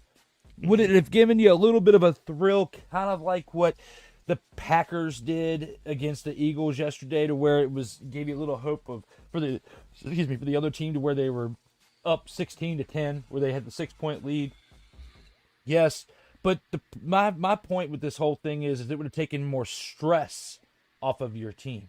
Right. Even though it seems like the pressure moments really elevate this team, or at least elevates the play out of this team, I feel like at some point your luck's going to run out. You're going to put them into this position too much, and you're going to dig too much of a hole to where you can't get out of. Right now, they're digging themselves in holes that are pretty shallow to where they're easy enough to get out of. But you have got to, if any good successful team out there, the only way that you can get to that point is where you can prevent yourself from digging holes to where you're only going forward. So, when I look at this for what it is, you are not going to be able to go up against Dan Campbell this week and beat Dan Campbell Jr. and go for it on fourth down as many times as you did in this game and expect to win. Not only that, but you can't go up there to Detroit with this type of running attack and expect to win the game, not even close. Especially against this defense, regardless if they're banged up or not. Okay? Regardless if Aiden Hutchinson slides in there in time, which I still don't think he'll be back into the NFC Championship anyway. But they're, with what Aaron Glenn has done with his play calling on defense, with what Mr. Johnson's doing over there with his play calling on offense. The offense. Okay. Your defense stepped up in this game, and they had to, because of the way that your offense was playing as far as your running attack. Because the only really thing you had was JD making smart decisions, not turning the ball over, and the receivers making the must-have plays in the moments when they needed to. Okay, had it not been for them stepping up, had it not been that for that fourth down play in the end zone for the touchdown to De'Ami Brown, this game would have been completely I wouldn't say lopsided, but it would have gone in the favor of the Buccaneers. That was the moment where, had they not converted on that touchdown, this game was more likely going to shift in the favor of the Bucs. And I was really on the edge of my seat there, because I was like, you've gone for it and missed twice before this, and now you're going for it a third time. I thought I was losing my expletive mind, because I was like, you already did it before. But, oh, yeah, you're Dan Campbell Jr. You're not going to take the points now. You're just going to go for it. And that's exactly what happened. And luckily, in the favor, it worked out for the team then. But I'm telling you here and now that this Saturday, when they play the Lions, they cannot do that and expect to win. If you continue to play like you did against the Bucs, you're going to lose by 3 touchdowns. That's what's going to happen, and they're going to rout you. Do I think that's going to happen? No, and I'll get to that more here in a second when we get to the 2-minute drill. But the biggest takeaways I have here, and I've said this in several episodes that we have had throughout this season, is you need to do a better job at establishing the run, because that's the one thing the Bucs did better than you. Yes, Bucky Irving, and that was a rookie. You cannot win games like this. There's no way the Lions are even going to let you be competitive by playing like this. You still need the type of production that you did out of your receivers. It was absolutely phenomenal between McLaurin and De'Ami Brown. The fact that coming into this, De'Ami Brown's best season, he had 168 receiving yards, which was 23 and a touchdown. This year, he had 308. His numbers still are not that big, but I think this was a breakout game for De'Ami Brown, to where not only will we see him being utilized more next week, but we're going to see an increase of how he is used next year, potentially, if he's re-signed, because this is his 4th year. This is a contract year for De'Ami Brown. So I wouldn't be surprised if we see him somewhere else, but this at least shows, and it proved in this game, that you have to have somebody either step up as a 1B receiver to McLaurin, so he can have a decoy and do the things that he did in this game, because they were able to offset each other, because McLaurin had 7 receptions for 89 yards and a touch. De'Ami Brown had 5 receptions for the same amount of yards and a touchdown too. And they only did that because one offset the other, because when the other was getting covered, the other one was open, and they were able to make plays. And that's why between the two of them, they had a dozen catches between the two and nearly 200 receiving yards. 177 receiving yards between the two? So putting it for what it is, You have to have that there, just like you have to have a 1A and a 1B running back in certain offenses. This one requires a 1A and a 1B receiver with you need to have some type of a running attack. And these are the things I've been talking about throughout this year that they're going to have to make moves in the offseason because it's eventually going to get exposed, whether it's this week against the Lions or if they miraculously squeak out and make it to the NFC Championship. They are not going beyond that, and I don't have them going beyond the division round because they have already maxed out their potential for this year. I said that they were going to win this game this past week against the Buccaneers, and it was going to be close. I said by 3 points or less, and I was right. on the nose. And I've been right about a lot of the games this year. Once we got through the past month and we started to understand what the teams were really doing, I've been pretty spot on with calling this team for what it is. They're going to go to this game against Detroit, and these things that flawed them against the Bucs are going to kick them in the rear end, and I'll break that down a little bit more here shortly. Yeah. But what I can say is this: I'm very proud of them. For not only getting to this point, to getting to the wild card game and putting up a good fight. I'm proud of that. I'm proud that they stuck with it and they found a way to win the game. Because not a lot of people expected them to win this game. Even going into the game yesterday, people were hating on them. Oh, the Commanders are going to lose. They still are going to show their true colors. They suck. Well, you know what? At least they proved the haters wrong. And regardless if they get smack thumped, destroyed by the Lions in Ford Field this week, they still deserve to be there based on what they did against the Bucs. And I feel like they'll put up a better fight against the Lions than the Bucs would, considering what we saw out of the Bucs at home against this Commanders team. Yeah, I have to say that. Well, let me talk about the Bucs first. I'm actually proud of the year they had because they could have written the narrative that the NFC South sucked, and for most of the year it did. But the Bucs, to their credit, they came on strong at the end of the year, and they actually ended up finishing with a 10-7 record, and they were a competitive team, and they grinded out games, and they grinded out this one. It was just unfortunate they made the one mistake that messed them up, but they grinded it out. Going forward, Baker Mayfield is their guy quarterback. He just has to limit those turnovers. That's the only issue I have with him. He has a great feel for the game. He has a great feel for his team. He has great respect from them. They know he can lead them. Last year was a good example of him having a dominant win. Sorry, Dante. Having a dominant win against the Eagles in the wildcard round, and then having a good showing in Detroit against the Lions in the divisional round. But it was just a hungrier Lions team that not dominated, but that sort of imposed their will a little more than the Bucs did. So Baker Mayfield was coming into this year with somewhat house money for him, which in the NFL that hasn't happened for him, and he actually ended up being better. He just has to curb those turnovers. That's the only thing he has to do. And unfortunately, it was his turnover that spelled the difference in this game. And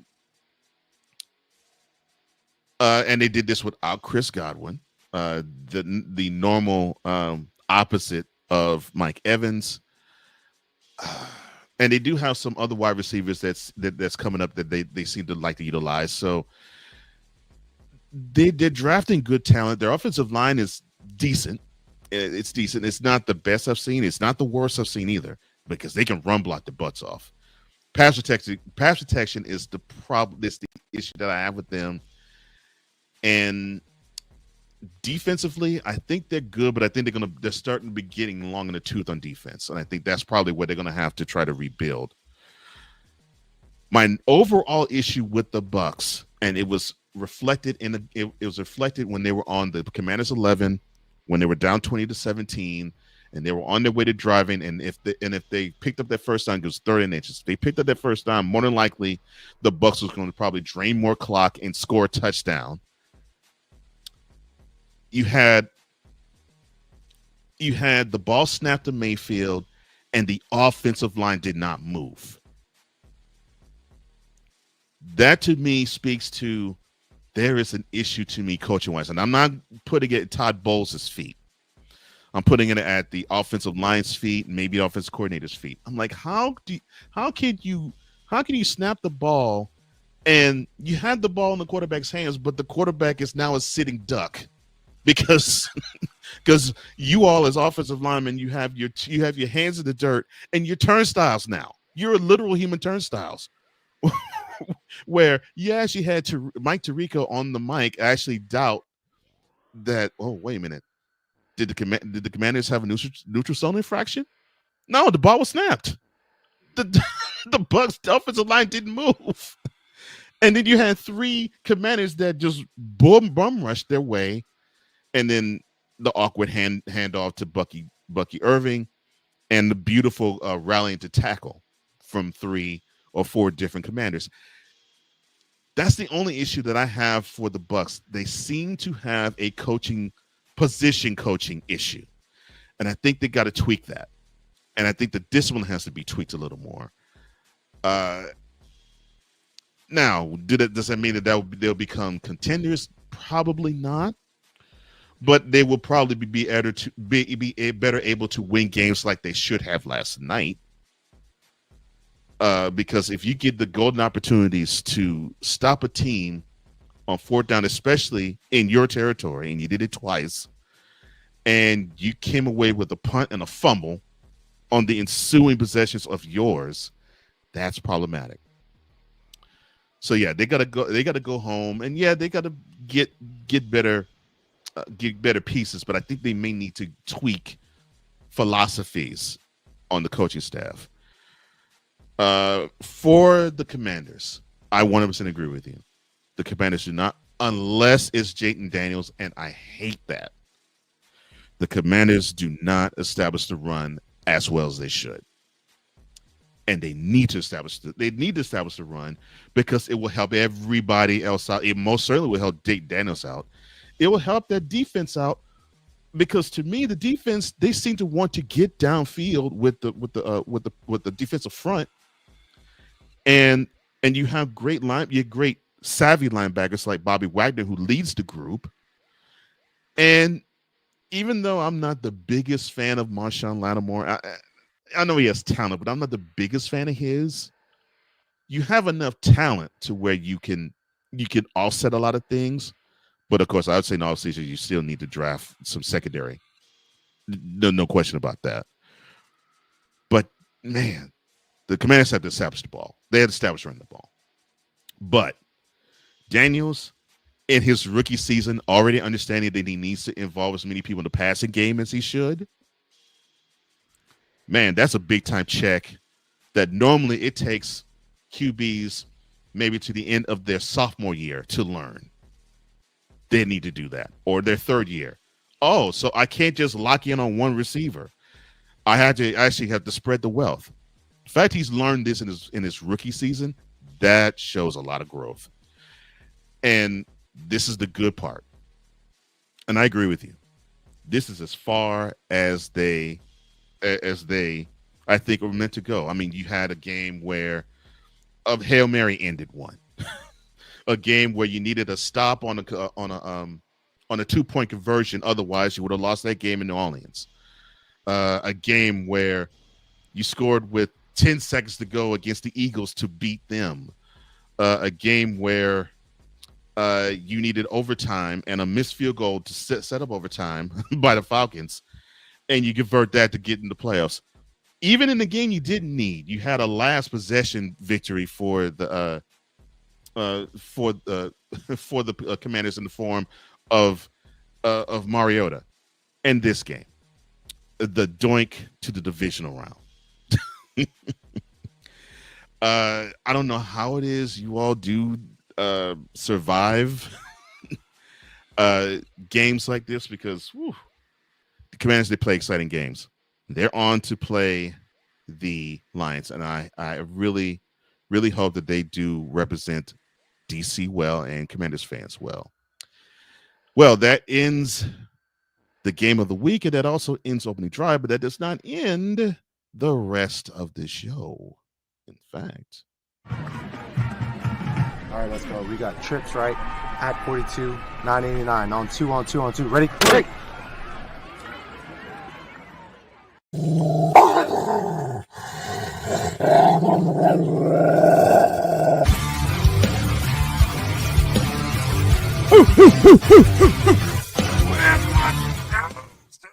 that's right. Where are my dogs at?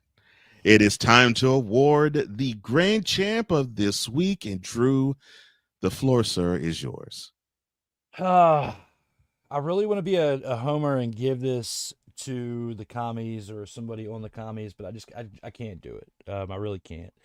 The entire Ravens offense of 299 rushing yards deserves to be discussed, and the majority of those yards came from one King Henry. Derrick Henry is my grand champ of the week. 26 carries for 186 rushing yards. I mean, this right here, for somebody who's over the age of 30, somebody who many teams passed up on in this past offseason, foolishly, when you look at the numbers that he put up in this game. They didn't even throw to him. And imagine if they did, he would have got over 200 yards. Didn't need to. Again, 26 carries, 186 yards. Lamar Jackson added 15 carries for 81 yards. And Derrick Henry had those 2 rushing touchdowns. You have to put him at the top of this list for somebody who's the grand champ of the week. And if you don't know what you're talking about out here in these streets. I almost thought you was gonna go homer. I really did. But it's a good choice though. The running game of the Ravens, especially Derrick Henry, great choice. Great choice. 299 yards on the ground. Jeez. That almost sounds like college numbers. Anyway. Well, I could go homer too, because I mean the thought process to me, I could choose between Joe Mixon and Derek Stingley, but I'm not going to do that. Shout out to you guys. You deserve it because you all are dogs. I'm actually going to pick one of Drew's, and I'm going to go with Jaden Daniels. And it's not necessarily the 24 for 35 for 268 yards and the 2 touchdowns he threw. It's not necessarily the 13 carries and 36 yards that he ran for. It is more from the standpoint of this was his first game as a rookie, and it was on the road. And he had the presence of mind to be the steadying, calming force when the team needed it most. And that last drive is what is stained in my brain. I mean, he threw a great pass to McLaurin to set up the drive itself, and then that throw to Eckler.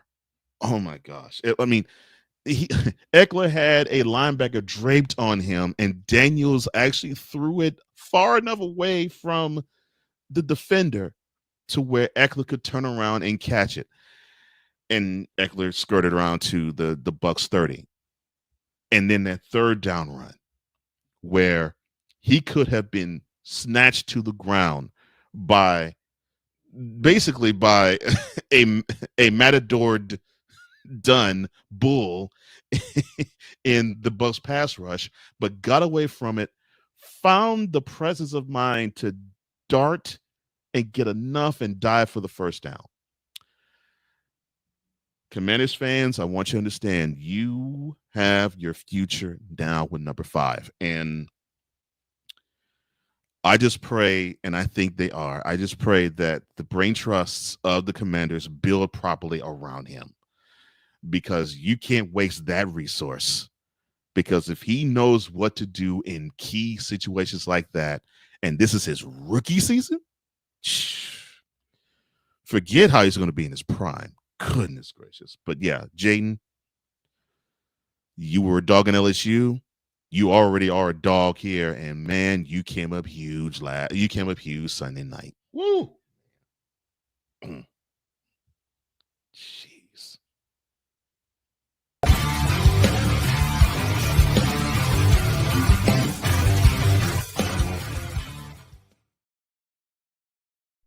real football talk.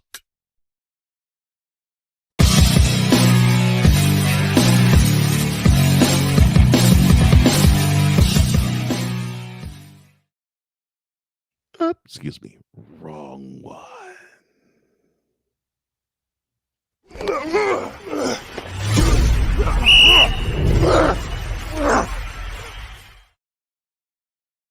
There we go. 2-minute drill. This is where we give you an understanding as to what the games are coming up. And we'll start with tonight's game that would be played in LA, but of course, there's a whole ton of wildfires there, and it got moved to the desert in Glendale. It's between the Vikings, who are supposed to be the road team, and the Rams, who are supposed to be the home team. Kickoff is at 8 p.m. all times of Eastern. ESPN, I think, carries it. Who do you have going tonight? With this one, I think the Vikings are going to win this game, even though they are the road team. Looking at what they've done, if it wasn't for the division they were in, they would be division champs because they are in the same division as the Lions. So for what it is, can't take anything away from the Vikings for what they've done this year. The Rams may put up a good fight, but at the same time, I'm sorry, Playmaker, they're getting smacked around tonight. Yeah, I think Playmaker didn't like me in actually saying that to him because I figured, the loser of the King of the North battle last Sunday was going to be upset, and the Vikings defensively, I think they're going to really take it on the Rams. I agree with you. I think the Rams are going to get the better of the. The Rams are going to get the better beaten out of by the Vikings. And too bad. The Rams went from what was it, 1-4 to start the season to winning the division. Whew. Drew a tough number with the Vikings, though. Whew. Wow. Hey. Who's giving them the business? Now to the Saturday games. The first one, the Houston Texans, the AFC South champs, and with a win under the belt to a 32-12 victory over the Chargers, they go to Arrowhead to play the number one seed in the AFC, the 15-2 Kansas City Chiefs. And that second loss really doesn't count because they only started, Carson Wentz started the game. There you go. ESPN ABC will have that kick, and the kickoff will be at 4:30 on Saturday afternoon. Your thoughts on this game, and who do you see going into the AFC Championship between these two? I really would like to see the Texans build on what they did from this past week and get the upset win at the Chiefs. However, I just don't think that it's in the cards for the Chiefs to lose this game at home for the division round. I would hope that it's a close game and a competitive game. But based on what we've seen this year from this Houston Texans team, and I know, it's your team and all, and I want them to succeed. I just don't think that what we've seen from them throughout not only the majority of this year, but for the first half of the game that we saw with the Chargers, 100. I just don't think so, because even at that half, it was only a 10-6 game. It wasn't until the second half when things opened up. Right. You're not going to be able to play this way against a Kansas City Chiefs team and be able to come back in the second half when usually that's when they're starting to heat up anyway. I think you lose this game, and you lose by probably 10 points, maybe a little bit more. It's not going to be as close as we want it to be. Now, if I was a ridiculous fan of this team, I would take umbrage with all of you said, but since I'm an analyst and I'm a realist, there isn't anything you said that I can argue against, and I don't want to argue against it. I remember when we began this season, I said to you, when you said to me, well, this team has the potential to actually probably do some things. They might actually be they actually might go to the AFC Championship. And I actually said to you, I don't see them doing that just yet because I think they have more lessons to learn in order to get there. And we got a chance to see the lessons that they had to learn, the biggest one being maturity. Because this team is rather young, and this team showed a lot of immaturity all the way through. And they showed a lot of immaturity in Saturday's game, a lot of it. And that 10-6 margin you mentioned that they went to halftime with, they scored that in 55. They scored it basically in the last 55 seconds of the second quarter. So we were talking 2-minute warning. They were down 6-0 in that game. So the Texans have to play. Yeah, there's a chance they could be the Chiefs, but they have to play a perfect game. And I do literally mean they can't turn the ball over. They cannot draw a penalty. And I'm saying that knowing that is an impossibility, but that is what they have to do to beat a team like the Chiefs, because they are the most seasoned team in this field, and they take advantage of mistakes that you make. Double, especially in Arrowhead, they will take advantage of the mistakes you make. And they are disciplined. They can beat you any way they want. If you want to air it out, they can do it. If you want to ground it out, they can do it. If you want the defense to smack you around, they can do that too. And that is the issue that the Texans have. The Chiefs can beat you any way they want. The Texans can only beat the Chiefs if they play perfect from opening kickoff to final gun. They can't do that. Unfortunately, the Texans are going to learn a huge lesson on how to be and how to beat a team like the Chiefs. They ain't doing it Saturday. Hey. Who's giving them the business? All right. Now to Saturday night, the Commanders are 12-5 and a victory in Tampa. They take that all the way to Motown, and they face off against the number one seed in the NFC, the Detroit Lions. They also are 15-2. Fox will carry that at 8 p.m., and that is the opening kickoff.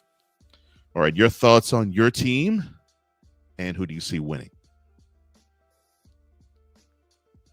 I'm going to get butchered for this one. Uh-oh. But based on on paper, talent and chemistry and what this team has built for the past few years, you would say the Lions should win this game.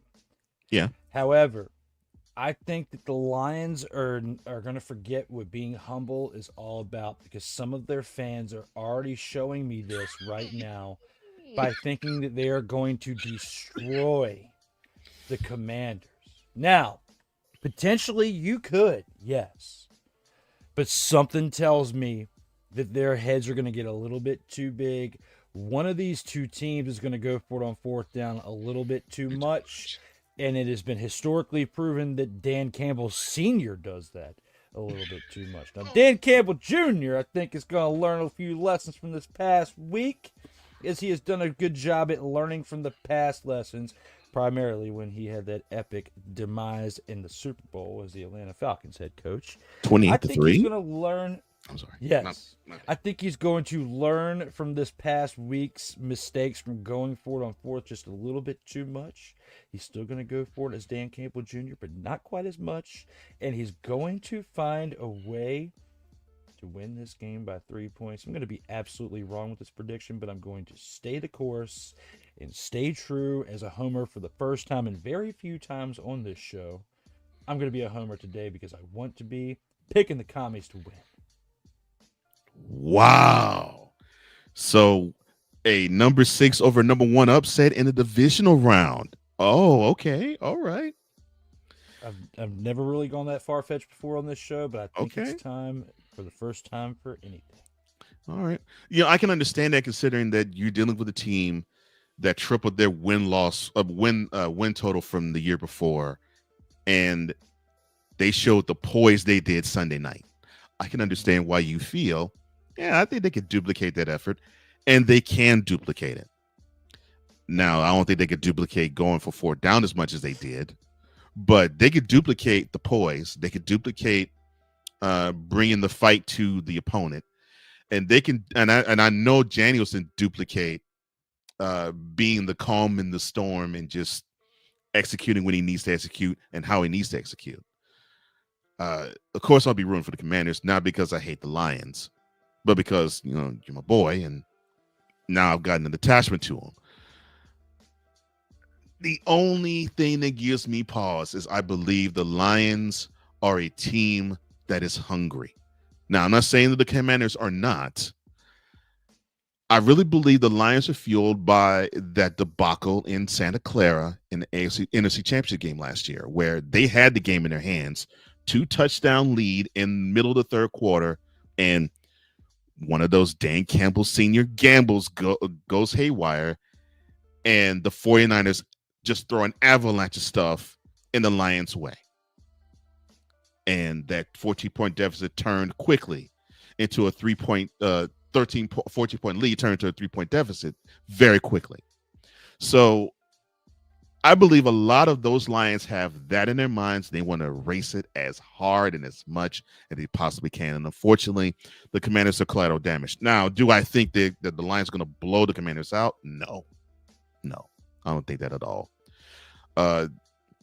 And then the Commanders are a perfect opponent for the Lions to remind them that this is not going to be a cakewalk, that they're going to have a fight on their hands, and that they're going to have to bring forth their best effort to simply beat a team that really wants to, like you said, I think now they want to disappoint as many people as they can, not necessarily rubbing their faces, but actually just show we're not the Commanders of even last year, let alone the Dan Snyder era. We're not that Commanders team.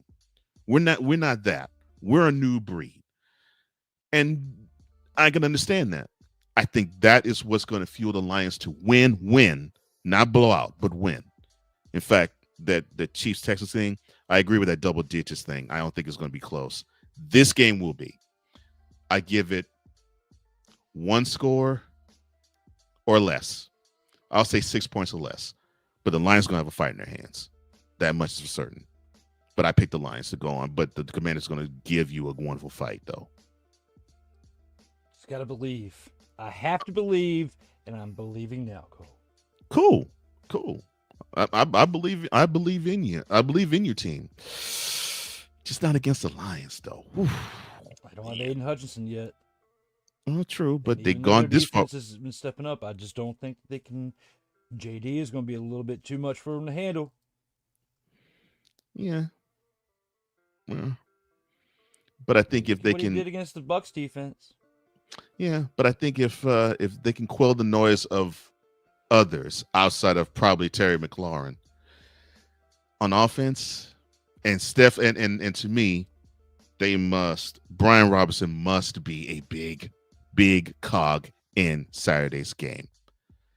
And seeing that he wasn't Sunday, go ahead. If they didn't beat the Eagles this past time around, I would probably be saying we're going to get absolutely destroyed and agree with these Lions fans. But because they beat the Eagles are the number 2 team in the NFC, and deservingly so, and they beat them the way that they did. All we need is Jared Goff to throw like another 4 or 5 interceptions in one game. Okay? And it's possible. Get old B Wags over there showing his veteran presence. He's going to make a stupid face at Jared Goff, and he's going to throw an interception. Watch. Well, it's funny you mentioned that. That game happened in Houston against the Texans. Jared Goff threw for 5 interceptions.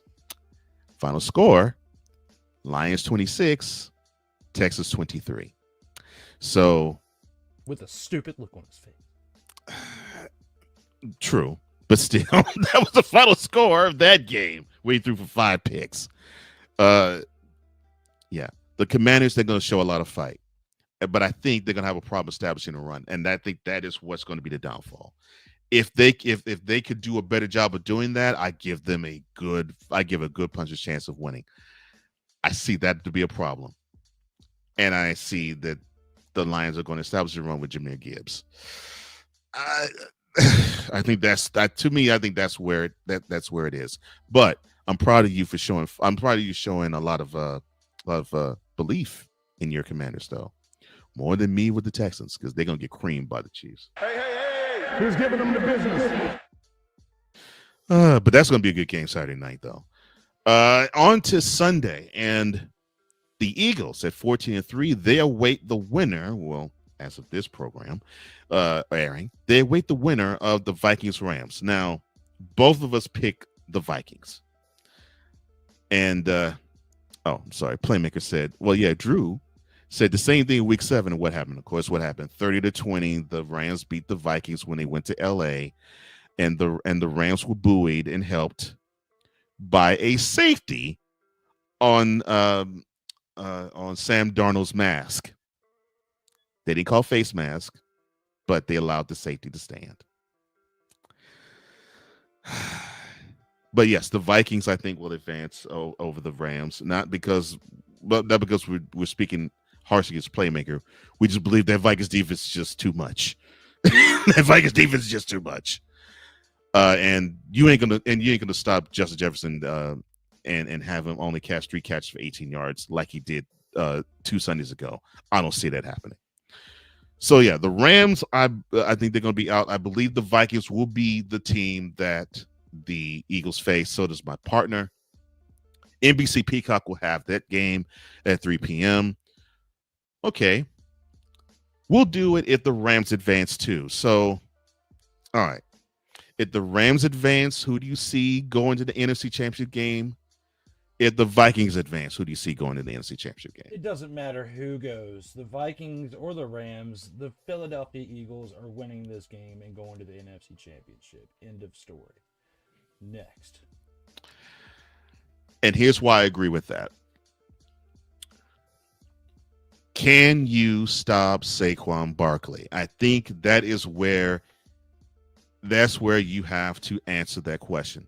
And then the next question after that, can your offense execute against that buzzsaw of a defense that the Eagles have, who they are statistically the number 1 rated defense in the game?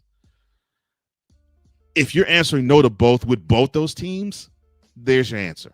And I agree with you. I think the Eagles will advance. And that's not a knock on the Rams nor the Vikings. The Eagles they're just the better team. They are. Even with Hurts throwing for under 150 yards in the game. If they don't turn the ball over like they did Sunday, they're going to beat either the Rams or the Vikings. I agree with my man. Hey. Who's giving them the business? All right, and then we have the game of the week. Sunday night or Sunday evening, CBS Paramount Plus will have this 6:30 p.m. kick between the Bills and the visiting Ravens. Now, October, they met in Baltimore, and the Ravens demolished the Bills 35-10. And you may remember the very first possession, actually the first play of the first possession of the Ravens, it was a 75-yard romp with Jerry Henry going to the house, and he was not touched by a Bill. And the game went downhill after that. All right, what do you see in this game, and who do you see winning it and advancing? And we both think the Chiefs are going to be the team they face in the AFC Championship. Besides that game, it was a tough one, but it's what I saw in this past week with what their defense did in the combination of their offense. The Buffalo Bills, I don't think are losing this game at home. I think they win this game in Buffalo. I still had the Lions and the Bills going to the Super Bowl since week 1. I've been saying this. These are my 2 teams that I feel like are going, and I still believe that today, even though this Baltimore team is very dangerous, and with what they have in the backfield with King Henry, most matchups I would take Baltimore, but for what I saw this past week, with Buffalo, I'm still believing in them. I have to believe in them for my prediction's sake, and I'm going to stick with Buffalo winning at home. I had a conversation with a friend of mine when we talked about this game, and he stole the words out of my mouth. He said, I actually believe the Buffalo Bills can win this game. I said, I'm with you. If for no other reason, the Bills, I believe, can do the same thing to the Ravens that the Ravens want to do to the Bills, which is the best defense against a Derrick Henry is to have a running game of your own. And if the Bills are committed to that, like it seemed like they were, because they gained 128 yards against the Broncos, and the Broncos are not shabby on defense, and they gained that in the first half.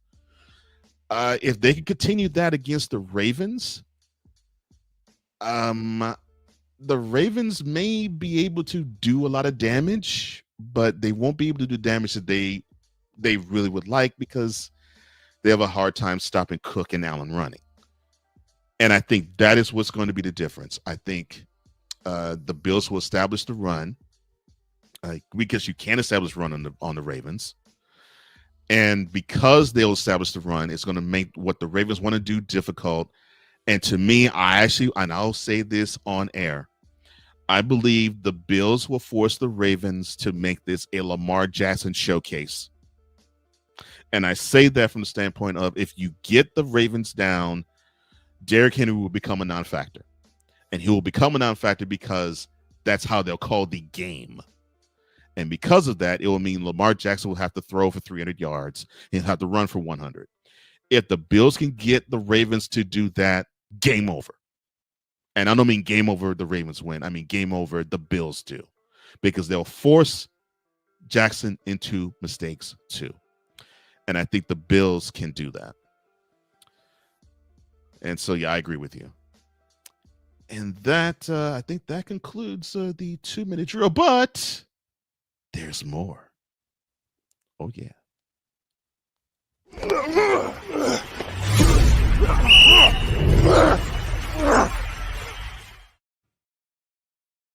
Total football talk.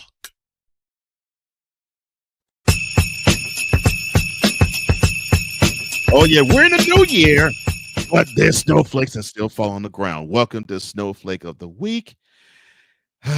And for the wildcard weekend, Drew, who is your snowflake, sir? Just like we've been pounded over here at the East Coast with snowflakes, this team was pounded by their own snowflake, and that was the Chargers getting pounded by their own snowflake. Justin Herbert, who was 14 of 32 on the day for 242 passing yards. He did have a touchdown, but he had not one, not two, not three, but four interceptions. Quattro interceptions for Justin Herbert over there in Los Angeles. He is, without a shadow of doubt, my pick for Snowflake of the Week. All right. Well, that's a good pick. For me, I would say Jordan Love, but I'm not going to go Jordan Love. I'm going to go his head coach in Matt LaFleur. And the reason why I'm going with that and with him, you had a game that was gift wrapped by the Eagles offense to actually take. The Eagles defense was doing great. The Eagles offense, they did not click the way they were supposed to click. You had the game in the palm of your hands in South Philly, and what do? You play into the Eagles defense's hands, where they could fly all around the field, have the pass rushers pin their ears back and put pressure on Love, force him to make mistakes, and have him throw not one, not two, but three interceptions. I would give it to Love, but I'm giving it to you because the best player on your team in that field, you only gave him the ball 21 times, 18 of them in carries, and that would be Josh Jacobs.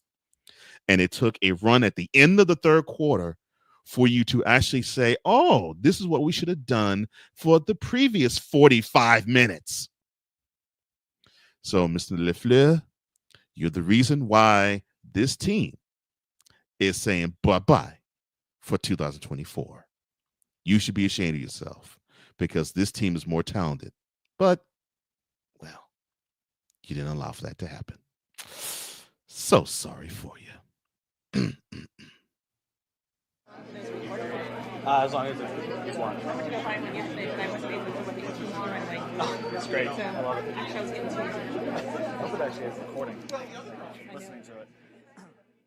All right. Now, this is the time of the show where we talk about the post game, give our thoughts, our final thoughts as to the week that was. And for his final thoughts and his post game, Drew, the floor is yours, sir. Unfortunately, the mic is saying it's not. You muted.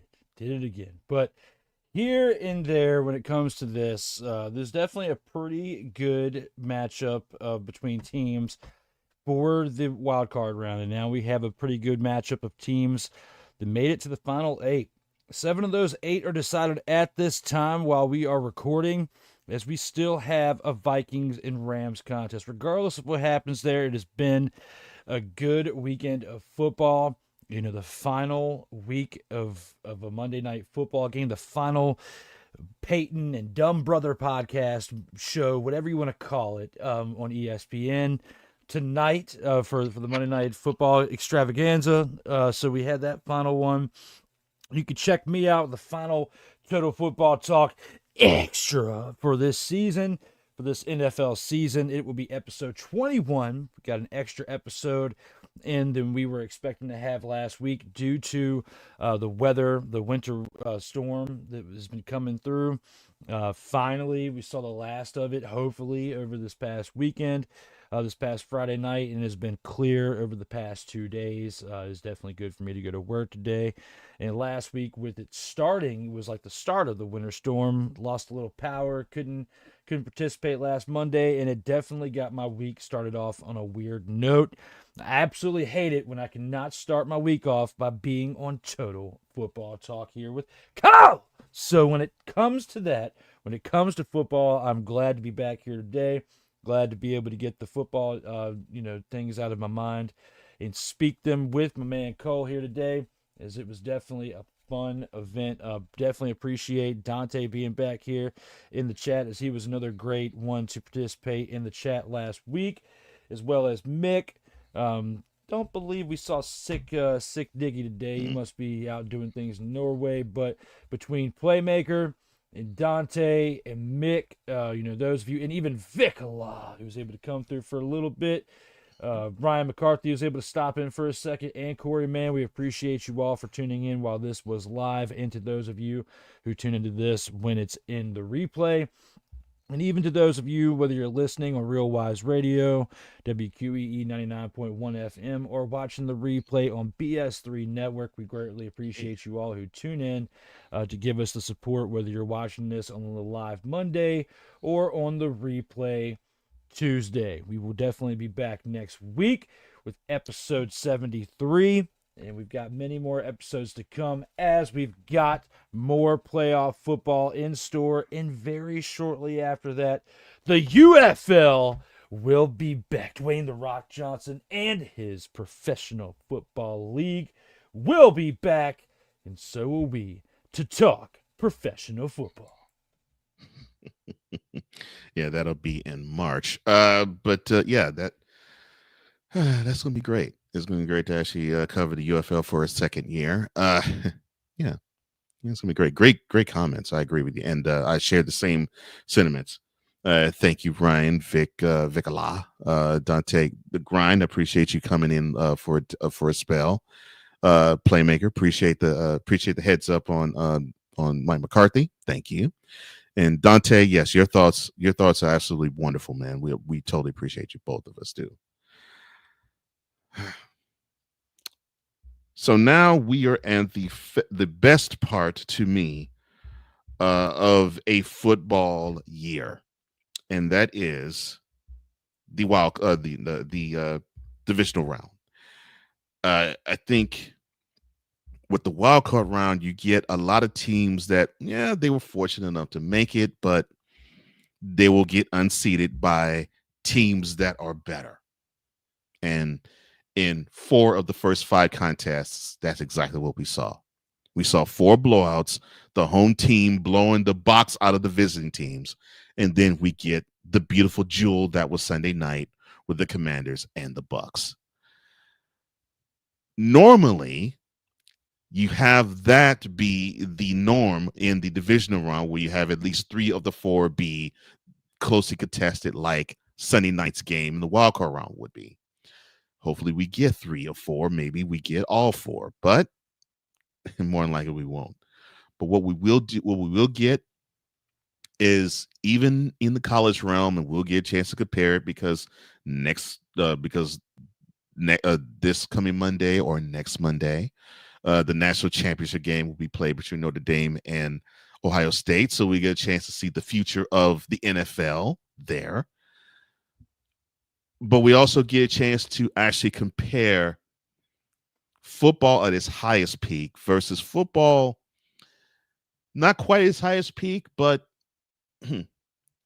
you get a chance to see a glimpse of what maybe football will look like in 2030, 2035, maybe.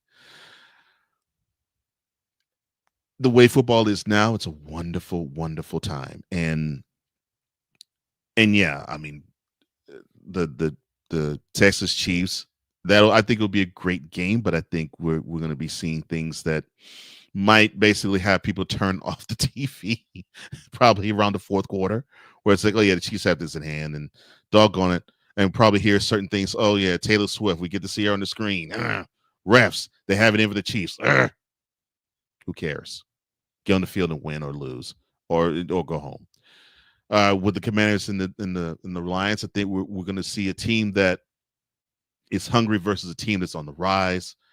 And normally, when you see that, you don't know what's going to take place with whoever's going to play the Eagles. We're going to see a grind 'em out game there for sure. No question about that. And of course, we have the battle of the MVPs with the Ravens and the Bills. I think it does not matter who, with both those guys, who is going to take home the hardware for MVP. Both of them want to hoist the Vince Lombardi Trophy in February. Unfortunately for them, they'll have one guy that stands in the way for the both of them. And he'll probably stand in the way from the both of them yet again. Well, I'm looking forward to see how these 4 games will be. And of course, we'll know what's going to happen then. But until now, let's enjoy the best of football, probably for the exception of the Super Bowl, has to offer. As long as it's one. Oh, it's great. I love it. I hope it actually is recording. Listening to it. All right, sir. Any final thoughts you have before we let the tribe go? Yes. Okay. Detroit Lions and your fans, you need to go back a little over a decade and watch an episode of The Breakfast Club when Birdman was on it. And just like he said, you need to put a little speck on my name. You need to put a little speck on the name of the Commanders because you are not showing the speck. I'm already seeing some things from a man hawk that I'm very disappointed about on Instagram story, and I'm going to clip this out, and I'm going to show it to you when I come into work today because you need to put a little speck on the name of the Commanders. They're going to come in there. They might not be biting off your kneecaps like you bite off others, but they're going to be hungry too. And they're going to run around, and the game is going to be a little closer than what you think. You may win, even though I'm going to sit here and tell you that you're not. It's over. The Commanders are going to win, and they're going to upset you, and you're going to get beat by him, JD, the Heisman Trophy winner, the one who has another Heisman Trophy winner on his team as his backup. The 2 Heismans are going to come in there and kick your Heisman hiney.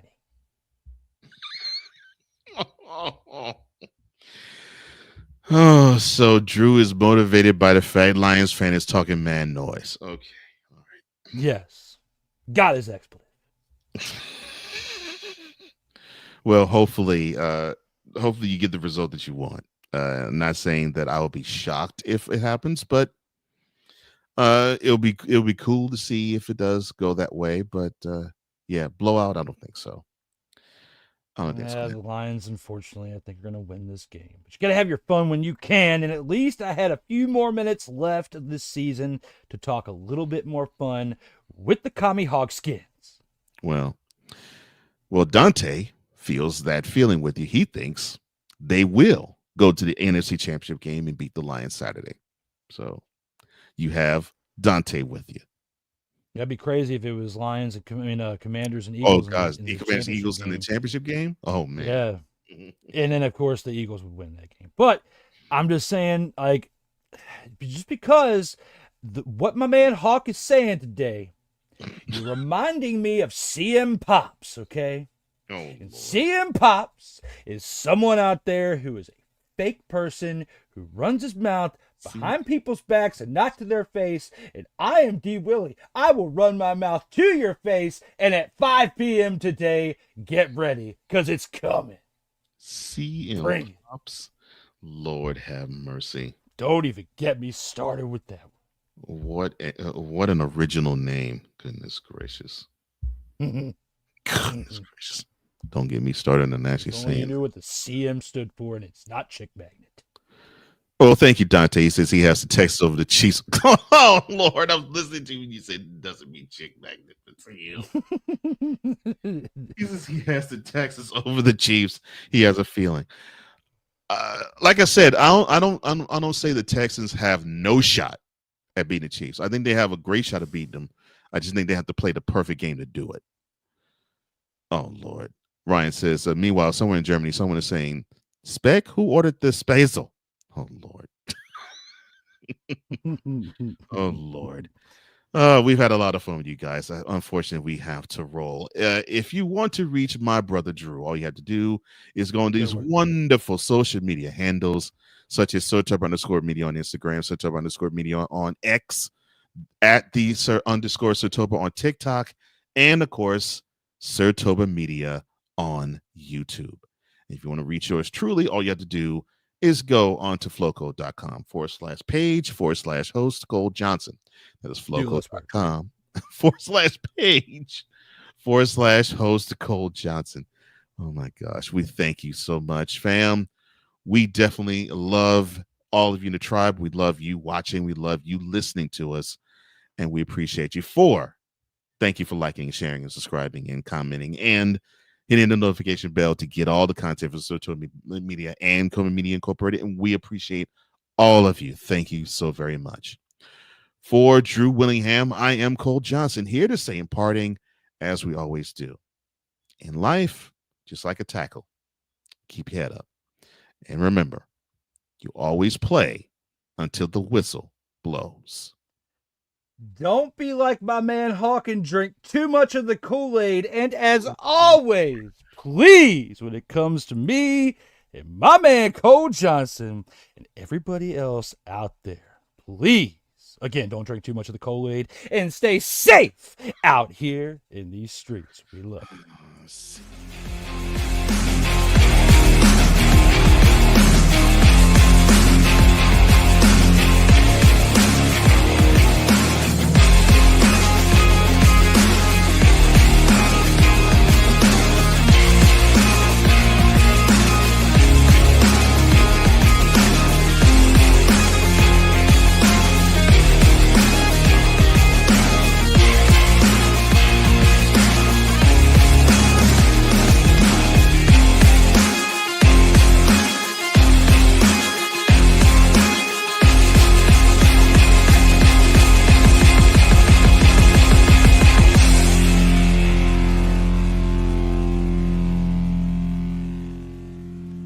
Stop drinking the Kool-Aid.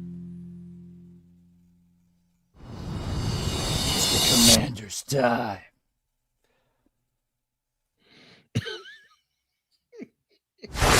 See you Saturday. Peace out, Kool-Aid drinkers. Oh, Lord.